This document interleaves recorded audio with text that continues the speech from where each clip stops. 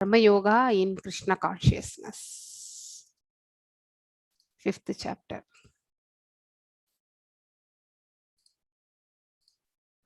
கோமலம் மாதாஜி வந்திருக்காங்களா மாதாஜி? இல்ல எனக்கு இன்னும் மேபி இன்னும் இருக்கே, டைம் இருக்கு, 7 minutes இருக்கு. யாராவது பாட்டு பாடுனா பாடலாம், நோ இஷ்யூஸ். நான் அதான் நினைச்சுட்டேன் யாரே பாடுறதுக்கு. யாரான பாடுறீங்களா, கீர்த்தன் பண்றீங்களா? சரி, நான் ஆரம்பிக்கிறேன்.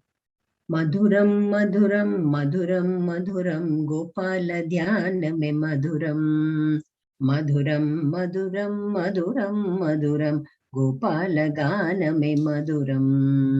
நந்த நந்தன கோபால நவநீத சோரா கோபால ஜெகன்மோகன கோபால பரமானந்த கோபால. மதுரம் மதுரம் மதுரம் மதுரம் கோபால தியானமே மதுரம். மதுரம் மதுரம் மதுரம் மதுரம் கோபால கானமே மதுரம். லீலா மனுஷா பால சுவேஷ முரளீதரா கோபால கோபி மன்மத கோபரிபால அரவிந்த லோச்சன கோபால. மதுரம் மதுரம் மதுரம் மதுரம் மதுரம் மதுரம் மதுரம் மதுரம் மதுரம் மதுரம் மதுரம் கோபால கானமே மதுரம். பூதன சம்ஹார புண்ணிய சரித்ர புவன மோகன கோபால கமலா வல்லப காளிய மர்தன கம்ச விமர்தன கோபால. மதுரம் மதுரம் மதுரம் மதுரம் கோபால தியானமே மதுரம். மதுரம் மதுரம் மதுரம் மதுரம் கோபால கானமே மதுரம். வேணு விலோல விஜய கோபால ராதா லோலா கோபால பிருந்தாவன துளசி வனமால பக்த பரிபால கோபால. மதுரம் மதுரம் மதுரம் மதுரம் கோபால தியானமே மதுரம். மதுரம் மதுரம் மதுரம் மதுரம் கோபால கானமே மதுரம். ಶ್ಯಾಮ ಸುಂದರ ಗೋಪಾಲ ನೀಲಮೇಘ ಶ್ಯಾಮ ಗೋಪಾಲ ರುಕ್ಮಣಿ ಸತ್ಯಭಾಮ ಗೋಪಾಲ ಕಲ್ಯಾಣ ಕೃಷ್ಣ ಗೋಪಾಲ. ಅರ್ಜುನ ಸಾರಥಿ ಗೋಪಾಲ ಗೀತಾ ದಾತ ಗೋಪಾಲ ಭಗವದ್ಗೀತಾ ದಾತ ಗೋಪಾಲ ಕರುಣಾ ಸಾಗರ ಗೋಪಾಲ ಶರಣಾಗತ ವತ್ಸಲ ಗೋಪಾಲ. மதுரம் மதுரம் மதுரம் மதுரம் மதுரம் மதுரம் மதுரம் மதுரம் மதுரம் மதுரம் மதுரம் கோபால கானமே மதுரம். கோபால கானமே மதுரம். ஹரே கிருஷ்ணா. ஹரே கிருஷ்ணா. எல்லாருக்கும் ஹரே கிருஷ்ணா. மாதாஜி உங்க பஜன் ரொம்ப மதுரம். மதுரம் கோபால பத்தி பாடினா மதுரம். கரெக்ட்.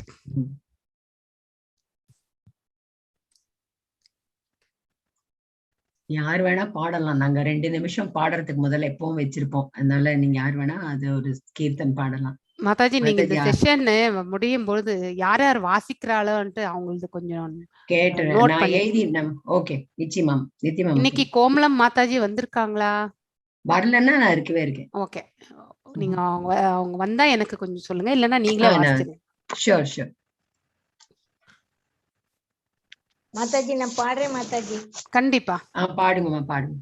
நாராயண ஹரி நமோ நமோ நாரத சன்னுத நமோ நமோ கருணாசாகர நமோ நமோ கமலாவல்லப நமோ நமோ தேவகி நந்தன நமோ நமோ துளசி மாலா நமோ நமோ வேணுவிலோலா நமோ நமோ விஜய கோபால நமோ நமோ பன்னக சயனா நமோ நமோ பக்த பரிபால நமோ நமோ ஸ்ரீ பரந்தாமா நமோ நமோ ஸ்ரீ ஹரிநாமா நமோ நமோ Krishna Ram Ram Govind Hari Hari Krishna Ram Ram Govind Madhav Krishna Ram Ram Govind Keshav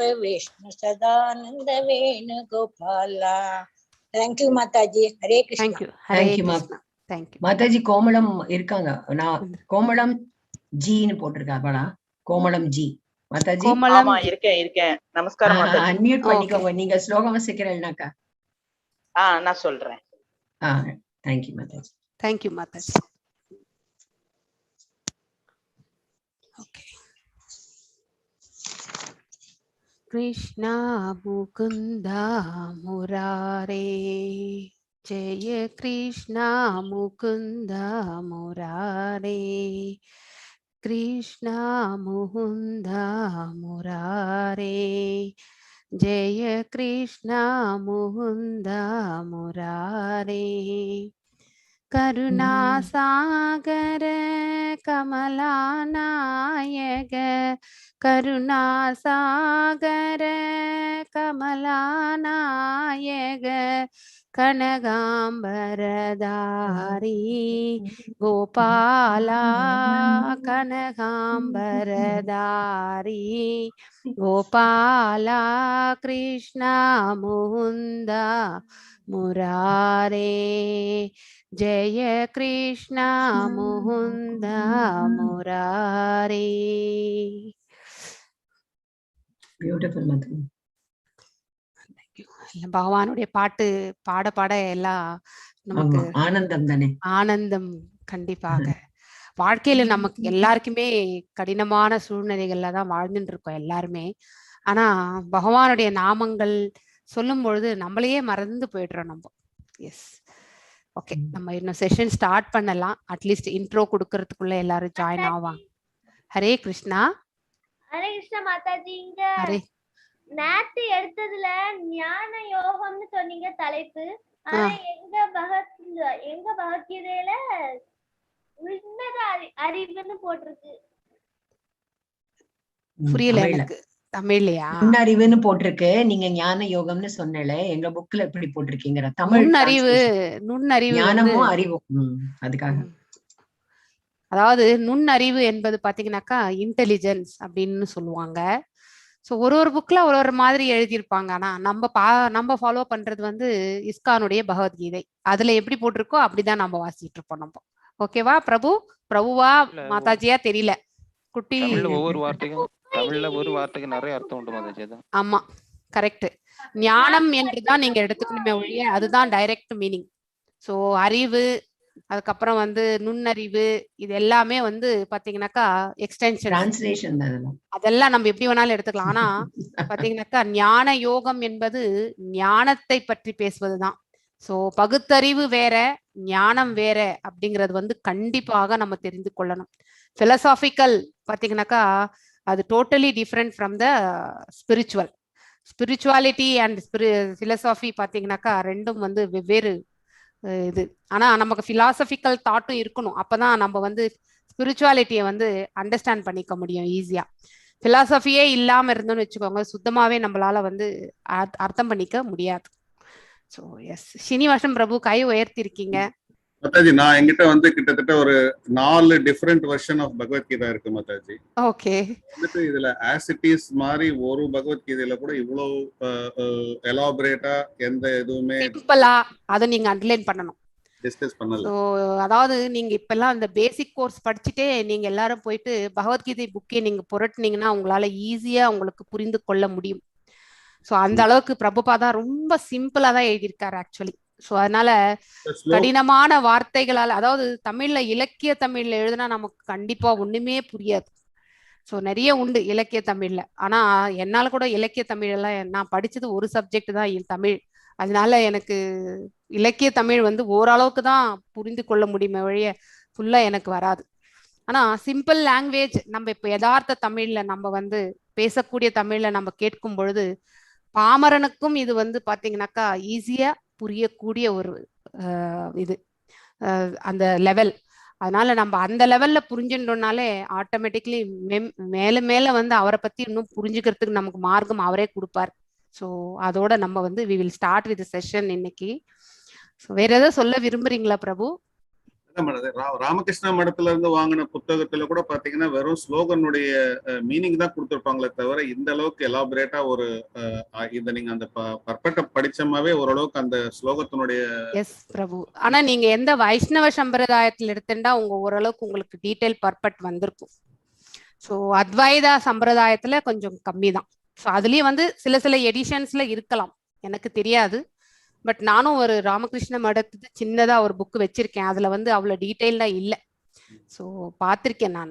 so we'll be able to 5 book இருக்கு என்கிட்ட பகவத்கீதா, டிஃபரெண்ட் ஆத்தர்ஸ். இந்த அளவுக்கு எலாபரேட்டா யாரும் எழுதல.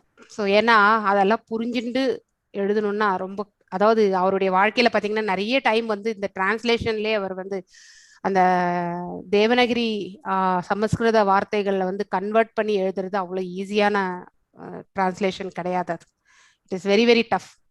ஸோ அதை அவ்வளோ பெரிய கைங்கரியம் பண்ணிட்டு போயிருக்காரு நம்ம Prabhupada. So we should always respect his, அவருடைய சர்வீஸை நம்ம கண்டிப்பா வணக்கத்துக்குரியது ஆக்சுவலி. அவருடைய கருணையும் நமக்கு தேவை. எப்படி ஒரு குருனுடைய கருணை நமக்கு மிகவும் முக்கியமானதோ, ஒரு வேதங்களை புரிந்து கொள்வதற்கும் பகவானுடைய அவர் என்னதான் சொல்லியிருக்காரு என்பதை புரிந்து கொள்வதற்கும் ஒரு குருனுடைய அனுகிரகம் நமக்கு கண்டிப்பாக தேவை. ஸோ அவர் இப்போ நம்ம கூட இல்லைன்னாலும் அவருடைய அனுகிரகம் என்பது நமக்கு இந்த பகவத்கீதை அவருடைய புக்கு வாயிலா நம்ம கண்டிப்பா ரிசீவ் பண்ணுவோம் நம்ம. ஸோ அதனால பக்தியோடையும் ஸ்ரத்தையோடையும் நம்ம இந்த பகவத்கீதையை கேட்டோம்னாக்கா கண்டிப்பா அந்த புரிந்து கொள்ளக்கூடிய ஞானம் நமக்கு வரும். ஸோ அதோட நம்ம இப்போ இந்த செஷனை will start with session. So 7:05 ஆயிடுத்து. ஸோ 3rd சாப்டருக்கும் 5th சாப்டருக்கும் இருக்கக்கூடிய ஒரே ஒரு வித்தியாசம் என்னன்னாக்கா, அங்க நார்மலா சிம்பிளான கர்மயோகனுடைய முறைகள் அதெல்லாம் நம்ம படிச்சோம். ஆனா இதுல பாத்தீங்கன்னாக்கா கர்மயோகம் கிருஷ்ண உணர்வில் அததான் படிக்க போறோம். அதாவது நிஷ்காம கர்ம யோகம் அதனுடைய இதுதான் நம்ம இந்த சாப்டர்ல படிக்க போறோம். கம்பேரிஷன்ஸ் எல்லாம் பண்ணுவோம். ஸோ இது வரைக்கும் நம்ம என்ன படிச்சோன்றது 1st, 2nd, 3rd, 4th chapter வரைக்குமே நிறைய கம்பேரிஷன்ஸ் வரும். ஸோ இந்த சாப்டர்ல ஒரு மாதிரி சம்மரி மாதிரி தான் நமக்கு. ஸோ கர்மயோகம் கிருஷ்ண உணர்வில் செயல்படுதல். ஸோ அதை பத்தி தான் நம்ம இன்னைக்கு படிக்க போறோம்.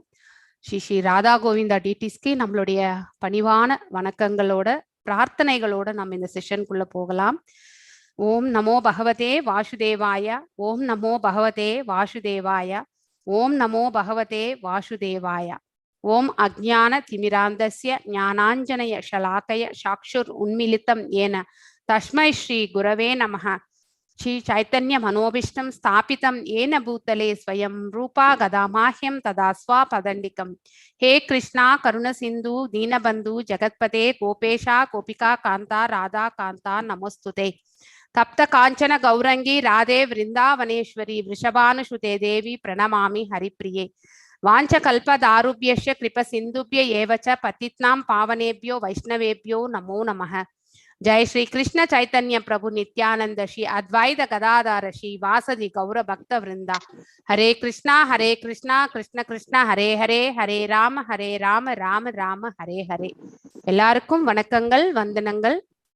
ஸோ நாம இன்னைக்கு பார்க்க போறது கிருஷ்ண உணர்வில் கர்மயோகம் புரிவது எப்படி, அதாவது கர்ம சந்நியாசம், அதுக்கப்புறம் நிஷ்காம கர்மயோகம். இது 2 கம்பேரிஷன் பத்தி நாம எது பெட்டர் அப்படின்னு ரெண்டுமே விடுதலைக்குரியது தான். ஆனா இது எது விட எது பெட்டர் அப்படிங்கிறத பத்தி நாம இன்னைக்கு படிக்க போகின்றோம். ஸோ அதுக்கு முன்னாடி ஒரு சம்மரி, 4வது அத்தியாயத்தினுடைய சுருக்கம். நம்ம கிருஷ்ணரை பற்றிய ஆழ்நிலை அறிவு, அதாவது பாத்தீங்கன்னா ஆழ்நிலை என்பது டிரான்சிடென்டல் அப்படின்ட்டு சொல்லுவாங்க இங்கிலீஷ்ல. அதாவது நம்ம பகவான் அந்த ஆன்மீக தன்மை உடைய அந்த அறிவை பற்றி தான் நம்ம தெரிஞ்சுக்க போகின்றோம். அதுக்கப்புறம் பார்த்தீங்கன்னா கிருஷ்ணர் அந்த ஹிஸ்டரி ஆஃப் பகவத்கீதை ஃபர்ஸ்ட் பகவத்கீதை பகவான் யாரிடத்தில் பேசினார், அதாவது விவஸ்வான், சூரிய கடவுளான விவஸ்வானுக்கு சத்தியயுகத்தினுடைய கடைசியில திரேதாயுகம் முதல்ல முன்னாடி ஸ்டார்ட் ஆக அந்த எண்ட்ல இருந்து ஸ்டார்ட்டுக்கு வர அந்த சமயத்துலதான் பாத்தீங்கன்னாக்கா இந்த பகவத்கீதை பேசப்பட்டது விவஸ்வானுக்கு, சூரிய கடவுள் ரகுவம்சத்துக்கு. அவருடைய மகனுக்கு வந்து பாத்தீங்கன்னாக்கா சூரிய கடவுளான விவஸ்வான் வந்து பாத்தீங்கன்னாக்கா தன்னுடைய பிள்ளையான மனித குல தந்தையான மனுவுக்கு வந்து இந்த உபதேசத்தை கொடுத்தார். சோ மனு யாருக்கு கொடுத்தாங்கனாக்கா அவருடைய மகனான இக்ஷ்வாகு மன்னருக்கு வந்து கொடுத்தார். அவங்க எல்லாமே பாத்தீங்கன்னாக்கா செயின்ட்லி பீப்புள். அதாவது பாத்தீங்கன்னாக்கா எதையுமே வந்து தர்மத்தை கலந்து ஆன்மீகத்தில் திளைத்துதான் அவர்களுடைய ஆட்சி என்பது இருந்தது. சோ அந்த முறையை வந்து பாத்தீங்கன்னாக்கா பகவான் எந்த தர்மத்தை அவர் அதாவது சொன்னாரோ அதை அப்படியே வந்து ஃபாலோ பண்ணிட்டு வந்தவங்க தான். ஆனா ராமர் அவருடைய அந்த திரேதாயுகம் முடிந்து ராமருடைய அவதாரம் முடிந்து அவர் சென்ற பிறகு அதுக்கப்புறம் வந்து பாத்தீங்கன்னாக்கா அந்த பகவத்கீதையினுடைய அந்த கண்டினியூவேஷன் வந்து விட்டு போனச்சு அதுக்கப்புறம். சோ மீண்டும் அதர்மம் என்பது தழை தோங்கியதால் பகவான் வந்து கிருஷ்ணராக வந்து பாத்தீங்கன்னாக்கா வந்தார் கீழே வந்து. சோ அப்பதான் வந்து மீண்டும் இந்த பகவத்கீதை 2வது முறையாக அர்ஜுனரால் நமக்கு எல்லாருக்கும் இது கொடுக்கப்பட்டுள்ளது. சோ அர்ஜுனர் மாத்திரம் இந்த உபதேசம் கேட்கல, வியாசதேவருடைய அந்த திவ்ய திருஷ்டிய வந்து பாத்தீங்கன்னாக்கா சஞ்சயனுக்கு கொடுத்ததுனால சஞ்சயனும் இதை கேட்டாரு. அந்த திவ்ய திருஷ்டி கேட்டது கண்ணால பார்த்ததுனால வியாசதேவரும் பாத்தீங்கன்னாக்கா இந்த பகவத்கீதையை ஏற்றினார் அப்படிங்கறது வந்து நாம தெரிஞ்சுக்கணும். சோ இந்த அப்போ வந்து பாத்தீங்கன்னாக்கா அவரும் வந்து இந்த வர்ணாசிரம அமைப்பை வந்து கொடுத்தார். 4 விதமான சமுதாய பிரிவு. அதுக்கப்புறம் வந்து பாத்தீங்கன்னாக்கா அதாவது பிராமணா சத்ரியா அப்புறம் வைஷ்யா சூத்ரா அந்த இது வந்து கொடுத்ததே வந்து பகவான் தான். அதாவது ஒருவர் தான் செய்யக்கூடிய செயல் என்ன செயல் புரிகின்றார்களோ அதற்கேற்ற மாதிரி அவங்க அந்த தர்மத்தை அதாவது அந்த வர்ணத்தை சார்ந்தவர்களாக வந்து பகவான் வந்து கொடுத்திருந்தார். இதுல எந்த உயிர் வாழிக்குமே பேதபாவமே கிடையாது. பிறப்பால் அனைவருமே நாம் எல்லோருமே அறியாமையில் பிறந்ததால் நாம் அனைவருமே சூத்ரர்கள் தான்.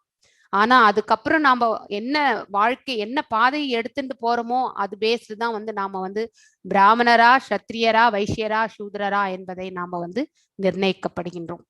சோ ஆனா வழிவழியா வந்தப்ப இந்த 5000 ஆண்டுகளுக்குள்ளவே பாத்தீங்கன்னாக்கா அது அந்த டிரான்ஸ்ஃபர்மேஷன் பாத்தீங்கன்னாக்கா சேஞ்சஸ் வந்து பாத்தீங்கன்னாக்கா இப்போ வந்து பிறப்பின் அடிப்படையில் வந்து விட்டது. ஆனா பிறப்பின் அடிப்படையில் வந்து பாத்தீங்கன்னாக்கா பேதபாவங்களோடு வந்து இப்ப நின்றுட்டு இருக்கு. சோ கர்ம யோகம் அப்படின்னா என்ன அப்படிங்கிறதையும் படிக்கிறோம். நாம செய்யக்கூடிய செயல்கள் அனைத்தையுமே பாத்தீங்கன்னாக்கா பக்தியோடு ஸ்ரத்தையோடு செய்யணும். அதாவது நம்மளுடைய கடமைகளை செய்யும் பொழுது அது வந்து பாத்தீங்கன்னாக்கா நிஷ்காம கர்ம யோகத்துக்கு வந்து விடுகிறது. அது 2 இருக்கு. ஒண்ணு வந்து சகாம கர்மயோகம், இன்னொன்னு நிஷ்காம கர்மயோகம். சகாம கர்மயோகம் பாத்தீங்கன்னாக்கா பார்ஷியலி அவங்களுக்கும் கடவுள் பக்தி உண்டு. ஆனா என்னன்னாக்கா பார்ஷியலா அவங்களுடைய சம்பாத்தியத்துல வந்து பாத்தீங்கன்னாக்கா தான தர்மங்கள் கடவுளுடைய இதுக்கெல்லாமே செலவிடுவார்கள். முழுமையாக எல்லாத்தையுமே கொடுக்கணும்னு நினைக்க மாட்டாங்க. ஆனா நிஷ்காம கர்ம யோகம் எப்படின்னாக்கா அனைத்துமே பகவானுக்காக செய்யக்கூடிய அதுதான் மேஜர் டிஃபரன்ஸ் நீங்க தெரிஞ்சுக்க வேண்டியது. தியாகங்கள் ஆழ்நிலை அறிவுக்கு வழிவகுக்கும். எப்பொழுதுமே பாத்தீங்கன்னாக்கா நம்ம எதையாவது ஒண்ணு தியாகம் பண்ணணும்னு வச்சுக்கோங்களேன், அதனால நமக்கு அதை பெறுபவர்களை விட அதை தானம் கொடுப்பவர்களுக்கு இருக்கக்கூடிய மன திருப்தி வேற யாருக்குமே இருக்காது. ஏன்னா அது அடுத்தவர்களுக்கு கொடுத்து அவங்க சந்தோஷப்படுறதை பார்க்கும் பொழுது நமக்கு அந்த சந்தோஷம். சோ அந்த நிறைவு வந்து நம்ம ஒருத்தரால தான் என்ஜாய் பண்ண முடியும். சோ தியாகங்களால் வந்து பாத்தீங்கன்னாக்கா நம்மளுடைய ஆத்மாவும் பியூரிஃபிகேஷன். சோ இந்த ஆத்மாவுக்கு நம்ம உணவு கொடுக்கணும் இல்லைங்களா? உடலுக்கு மாற்றும் உணவு எடுத்துக்கொள்கின்றோம். ஆனா ஆன்மாவுக்கு நம்ம வந்து உணவு கொடுக்கின்றோமா? இல்லை. ஆன்மாவுக்கு உணவு என்னன்னாக்கா இந்த மாதிரி வேதங்களை கற்றல், அதுக்கப்புறம் வந்து பகவானுக்கு கைங்கரியம் புரிதல், இந்த மாதிரி ஜபம், அதுக்கப்புறம் தானம், இது எல்லாமே செய்யறது எல்லாமே ஆத்மாவுக்கு உணவு ஆக்சுவலி. ஸோ இது எல்லாம் தான் நாம செய்யணுமே. அதனால வந்து பாத்தீங்கன்னாக்கா அதாவது தூய்மையான நிலைக்கு வந்து தள்ளப்படுகின்றது. அதாவது நாம வந்து துர்க்கர்மங்களை செய்யாது நற்கர்மங்களையே செய்யணும்ன்ற அந்த பாதைக்கு நம்மளை வந்து எடுத்து செல்வது வந்து பாத்தீங்கன்னாக்கா பக்தி பாதை ஒன்றுதான். கீதையினுடைய சாராம்சமே வந்து பக்தி தான்.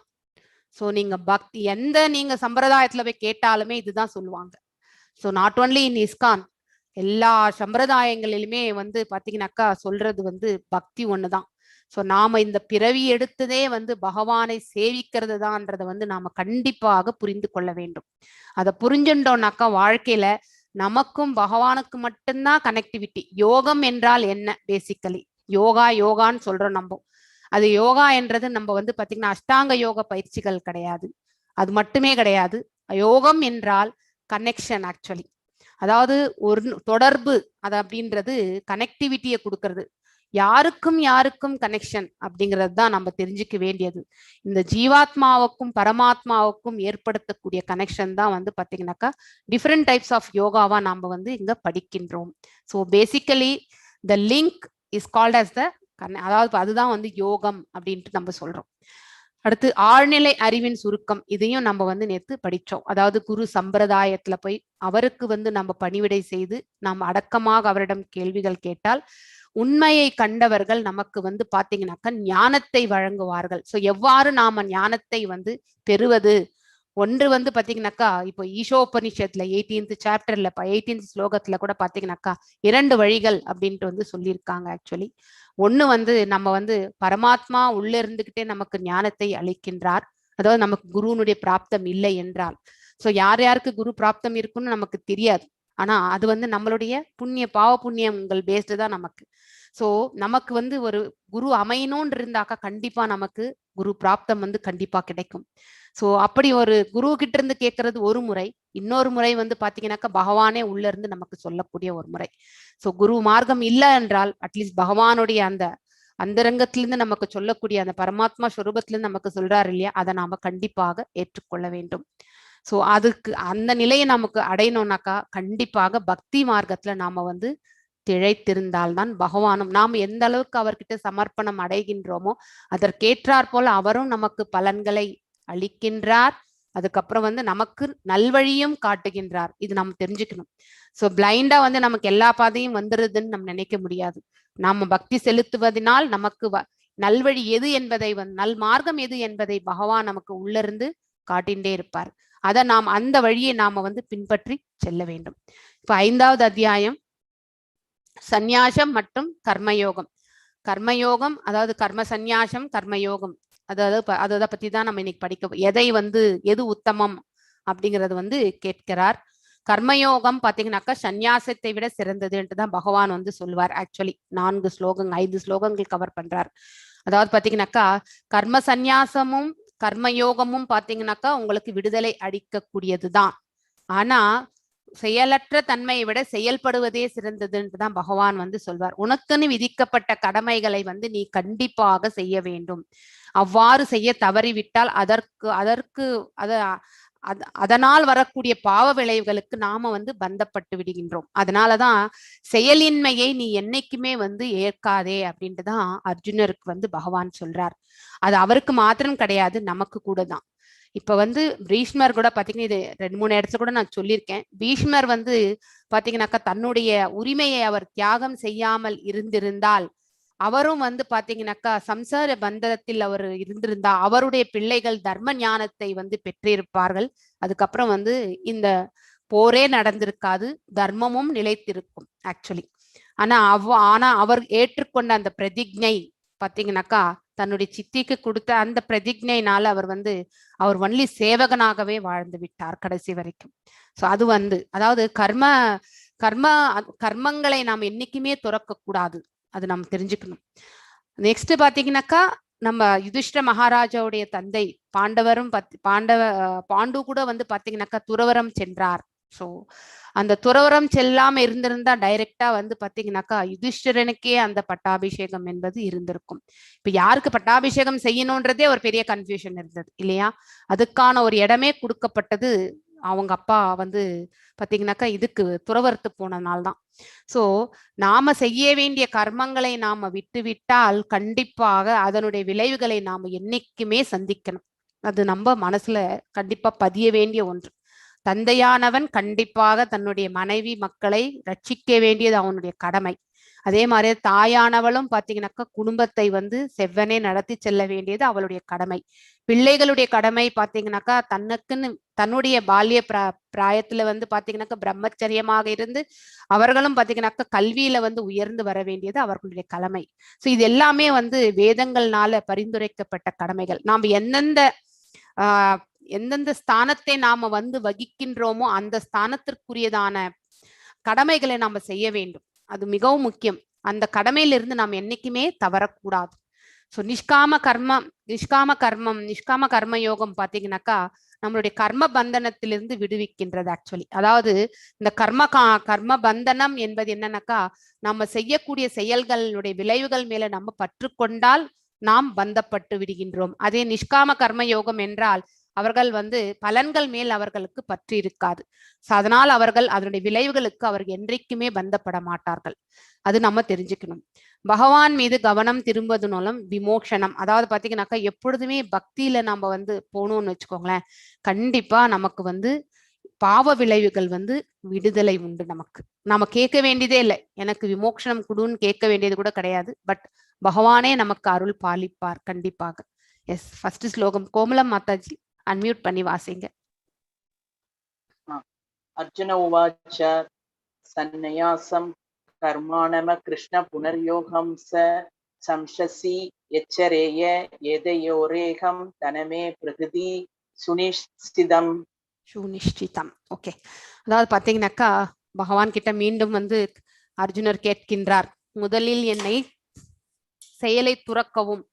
அவர் செயலை துறக்கவே சொல்லல, செயலினுடைய விளைவுகளை மேல நீ பந்தத்தை வச்சுக்காத, விளைவுகள் மேல எக்ஸ்பெக்டேஷன் வச்சுக்காம செய் அப்படின்னு தான் சொன்னார். எக்ஸ்பெக்டேஷன், ஸோ எதிர்பார்ப்புகளற்று நீ உன்னுடைய செயலை செய்யணும். ஸோ அதுதான் துறக்க சொன்னார். அவர் மறுபடியும் கன்ஃபியூஷன் இவருக்கு, யாருக்கு? அர்ஜுனருக்கு. செயலை துறக்கவும் பின்னர் பக்தியுடன் செயலாற்றவும் பரிந்துரைத்துள்ளார்கள். இவை இரண்டில் சிறந்த நன்மை தருவது எது என்பதை தயவு செய்து தெளிவாக விளக்குவீராக. அதாவது கர்ம சந்நியாசமா இல்லை கர்ம யோகமா உயர்வானது அப்படிங்கிற ஒரு கொஷின் வைக்கிறார் ஆக்சுவலி அர்ஜுனன் ஸோ அதுக்கு பகவான் அதுக்கு முன்னாடி இந்த கண்ணோட்டங்களை நம்ம பார்க்கலாம். ஸோ செகண்ட் சாப்டர்ல நம்ம இது பார்த்தோம் இல்லைங்களா, இறக்கப்பட தேவையே கிடையாது. இரக்கம் உடலுக்கு காட்டக்கூடாது, ஆன்மாவுக்கு தான் காட்ட வேண்டும். நீ ஆன்ம ரூபத்தை பற்றி நீ அதன் மேல் இரக்கம் கொண்டால் வயோதிக வயதுடையவர்கள் என்றைக்கு இருந்தாலுமே, இப்ப அர்ஜுனன் வதைக்கவில்லை என்றால் ஏதோ ஒரு வயதில் அவர்கள் இறக்கத்தான் போகின்றார்கள். சோ அப்படி இருக்கும் பொழுது உன்னுடைய கர்மமான இந்த காரியத்தை நீ கண்டிப்பாக செய்யும் பொழுது அவர்களுக்கு வேறு ஒரு நல்ல உடலை, அதாவது பாத்தீங்கன்னாக்கா இப்ப வயோதிகத்துல நமக்கு வரக்கூடிய கஷ்டங்கள் நிறைய. சோ அந்த இதுல இருந்து நீ அவர்களுக்கு விமோசனம் கொடுக்கின்றாய், உன்னத நிலைக்கு அவர்கள் செல்கிறார்கள். ஒன்னு சொர்க்கத்திற்கு செல்வார்கள், இல்லை என்றால் வேறு ஒரு உடலை அவர்கள் அவருடைய பாவ புண்ணியங்களுக்கு ஏற்ற மாதிரி தரிப்பார்கள். சோ இந்த காரியம் நீ செய்யணும்னு சொல்லிட்டுதான் பகவான் சொல்வார். நாம் உடல் அல்ல அப்படிங்கறத ஃபர்ஸ்ட் தெரிஞ்சுக்கோ. அது ஞானத்தின் அடிப்படையில் அந்த ஆத்மாவினுடைய இயல்புகளை எல்லாமே சொல்லி அதுக்கப்புறம் தான் அதனுடைய விளக்கங்கள் எல்லாம் கொடுப்பார் பகவான். இரண்டாவது இன்பமின்மைக்கு பாத்தீங்கன்னாக்கா நீ வெற்றி பெற்றால் உனக்கு ராஜ்யம், இல்லைன்னாக்கா நீ சொர்க்கத்துக்கு இறந்தால், அதாவது தோல்வியுற்றால் கண்டிப்பாக இறப்பு உண்டு. சோ உனக்கு சொர்க்கம் கிடைக்கும். சோ எங்க போனாலும் உனக்கு பாத்தீங்கன்னா கர்மகாண்டா மோட். சோ ராஜ்யம் வந்தாலும் உனக்கு பலன் தான், அதாவது பலன் மேல் பற்றுக்கொண்டு நீ செய்தாலுமே உனக்கு சொர்க்கமானா கிடைக்கும், இல்லைன்னா ராஜ்யமானா கிடைக்கும். தட் இஸ் கர்மகாண்ட மோடு. நெக்ஸ்ட் பாவ செயல், பக்தியோடு செயல்படு, பாவம் கிடையாது உனக்கு. இது பாத்தீங்கன்னாக்கா நீ அனைத்துமே எனக்கு அர்ப்பணித்து நீ செய்யும் போது உன்னை பாவ விளைவுகளிலிருந்து விடுவிக்கின்றேன்னுட்டு பகவான் சொல்றார். சோ அதாவது புத்தி யோகம், அதாவது புத்தி யோகம் என்பது என்னன்னாக்கா பக்தி யோகம் தான். Bhakti with intelligence, application of intelligence, ஞானத்தை உபயோகப்படுத்தி பக்தி செய்யும் பொழுது கண்டிப்பாக நீ பாத்தீங்கன்னாக்கா நீ செய்யும் செயல்கள் அனைத்தையுமே எனக்கு சமர்ப்பணம் செய் அப்படின்னு தான் சொல்றார் பகவான். அதனால நீ பாவ விளைவுகளுக்கு பந்தப்பட மாட்டாய். இருமனம், திடமான உறுதியுடன் கிருஷ்ணருக்கு சேவை செய்யுங்கள். அதாவது பாத்தீங்கன்னாக்கா சிதாதிர் முனி அந்த சுபாவத்தோட நம்ம செய்யணும்ன்றதுதான் பகவான் சொல்றார். அதாவது இருமனம் என்பது இருக்கக்கூடாது, நமக்கு திடமான மனது இருக்கணும். அதாவது வெயில் காலமும் சரி, குளிர்காலமும் சரி, மார்கழி மாசத்துல இருந்து நம்ம காலையில நீராடிட்டு நம்ம பாத்தீங்கன்னாக்கா பஜனை பண்றதுக்கு நம்ம கண்டிப்பா போறோமா இல்லையா? அது அப்ப நமக்கு அது கடமையாக நம்ம எழுந்து செய்யலையா? சோ குளிர் என்று நம்ம படுத்து தூங்குறோமா? நம்ம கிடையாது. அதே மாதிரிதான் தாயானவள் வெயில் காலத்துல கண்டிப்பா தமிழ்நாட்டுல பாத்தீங்கன்னாக்கா எவ்வளவு வெப்பம் இருக்குன்ட்டு உங்களுக்கு எல்லாருக்குமே தெரியும்.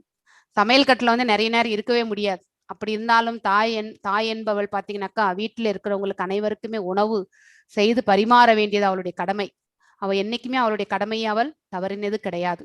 சோ எந்த சூழ்நிலையிலுமே வந்து இது நம்ம கடமை நம்ம எடுத்து செய்யும் பொழுது கண்டிப்பாக அந்த இன்ப துன்பம் இது எல்லாமே நமக்கு வந்து புலப்படாது. ஆனா நம்ம வந்து அதை தவிர்த்து நம்ம அதை சுத்தி இருக்கக்கூடிய பிரச்சனைகள் மேல focus பண்ணோம்னாக்கா we are trying to avoid the duties.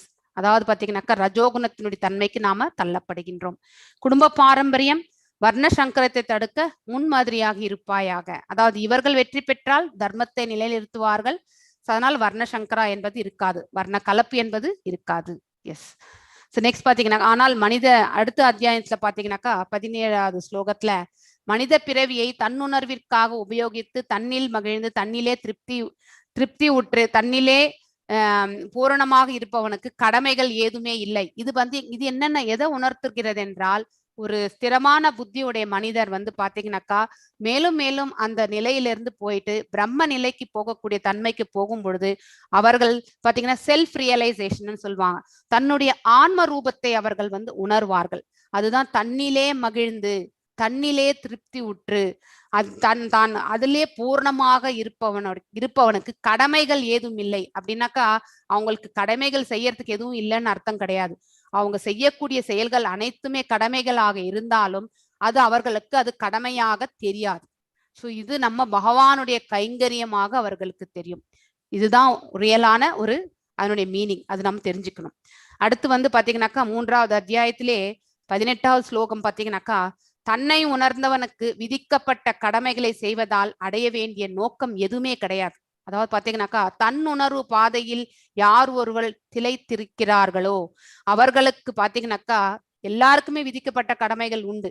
ஆனா அந்த விதிக்கப்பட்ட கடமைகளை அவர்கள் செய்வதால் அடைய வேண்டிய லாபம் எதுவுமே கிடையாதுங்கிற அந்த விளக்கம் வந்து அவங்களுக்கு கண்டிப்பாக தெரியும் இல்லைங்களா? இன்னைக்கு நாம ஒரு தாய் தந்தையாக நாம் இருக்கின்றோம், நம்மளுடைய பிள்ளைகளை வளர்ப்பது நம்மளுடைய கடமை. ஆனா எதிர்காலத்துல அவங்க சம்பாரிச்சு நம்மளை உட்கார வச்சு சாப்பாடு போடுவாங்கன்ற எக்ஸ்பெக்டேஷனோட நம்ம என்னைக்குமே செய்யக்கூடாது. அவரவர் கடமை அவரவர் கர்மங்கள் அவரவர்களுக்கே, வித்தவுட் எனி எக்ஸ்பெக்டேஷன். நம்ம டியூட்டி என்ன அது மட்டும்தான் நம்ம செய்யணும். உனக்குன்னு விதிக்கப்பட்ட கடமைகளை செய்வதற்கு மட்டுமே உனக்கு அதிகாரம் உண்டு, பலன்கள் மேல் உனக்கு அதிகாரமே கிடையாதுன்ட்டு 2nd சாப்டர்ல ஆல்ரெடி சொல்லியிருக்கார் பகவான். சோ அதனால வந்து நாம வந்து கடமைகளை செய்யும் பொழுது எந்த நோக்கமும் இருக்கக்கூடாது. இத்தகைய கடமைகளை செய்யாதிருக்கும் அவசியமும் இல்லை. மற்ற ஜீவன்களை எதற்கும் நம்பி இருக்க வேண்டியதும் இல்லை. இது நம்ம எல்லாருமே டபுள் அண்டர்லைன் பண்ணிக்கணும். நம்ம யாரையுமே நம்ப வேண்டியது அவசரம் இல்லை. we should have faith on God. பகவான் மேல நம்பிக்கை வைத்தாலே போரும். நமக்கு எந்த மார்க்கம் நன்மை என்பதை பகவானே கொடுப்பார். அதுதான் பெஸ்ட் பாத்.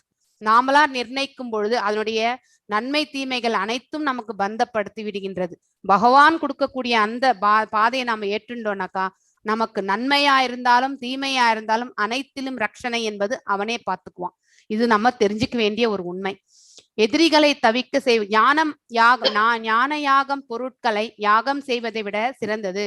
அதாவது பாத்தீங்கன்னா ஞானம் என்பது யாக பொருட்களை யாகம் செய்வதை விட சிறந்தது. அதாவது பாத்தீங்கன்னாக்கா இப்ப யஜ்ஞம் செய்யறோம், அதை விட சிறந்தது எதுனாக்கா ஞானத்தை விருதி செஞ்சுக்கிறது அப்படிங்கிறது தான் சொல்லியிருக்காங்க. அது மட்டுமின்றி எல்லா செயல்களின் யாகமும் தெய்வீக ஞானத்திலே முற்று பெறுகின்றன. இது நம்ம தெரிஞ்சுக்கணும்.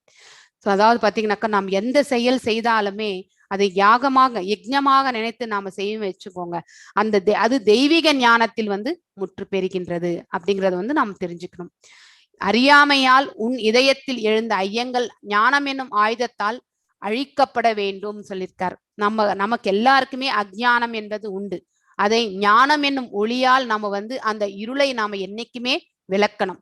அதே மாதிரிதான் அழிக்கணும் என்பது பாத்தீங்கன்னாக்கா ஆயுதம் ஏந்தி ஞானம் என்னும் ஆயுதம் ஏந்தி அந்த அறியாமை என்னும் அந்த எதிரியை வந்து நாம கண்டிப்பாக வெட்டி சாய்க்கத்தான் வேண்டும். இல்லை என்றால் நம்ம வந்து அந்த அஞ்ஞானத்திலே நம்ம வந்து சுத்தி வந்துகிட்டே இருப்போம். யோக சுவாசம் பூண்டு பாத்தீங்கன்னாக்கா எழுந்து போர் புரிவாயாகன்ட்டு தான் பகவான் வந்து கடைசியிலையும் சொல்றார். சோ வெறும் மன ஊகங்களை விட பக்தி சேவை எப்பொழுதுமே சிறந்தது. அதாவது பாத்தீங்கன்னாக்கா மென்டல் ஸ்பெகுலேஷன் இல்லையா, கன்காக்ஷேஷன் அப்படின்னு சொல்லுவாங்க. நாம வந்து சும்மாவே கற்பனையில போயிட்டு எதோ யூகம் பண்ணிக்கிறோம் இல்லையா, அது நமக்கு கைவந்த கலை. அதுல போய் நம்ம வந்து டைம் ஸ்பெண்ட் பண்றதை விட பக்தியில நம்ம வந்து கண்டிப்பாக சேவை செய்தா அதுவே வந்து நன்மையை கொடுக்கும்.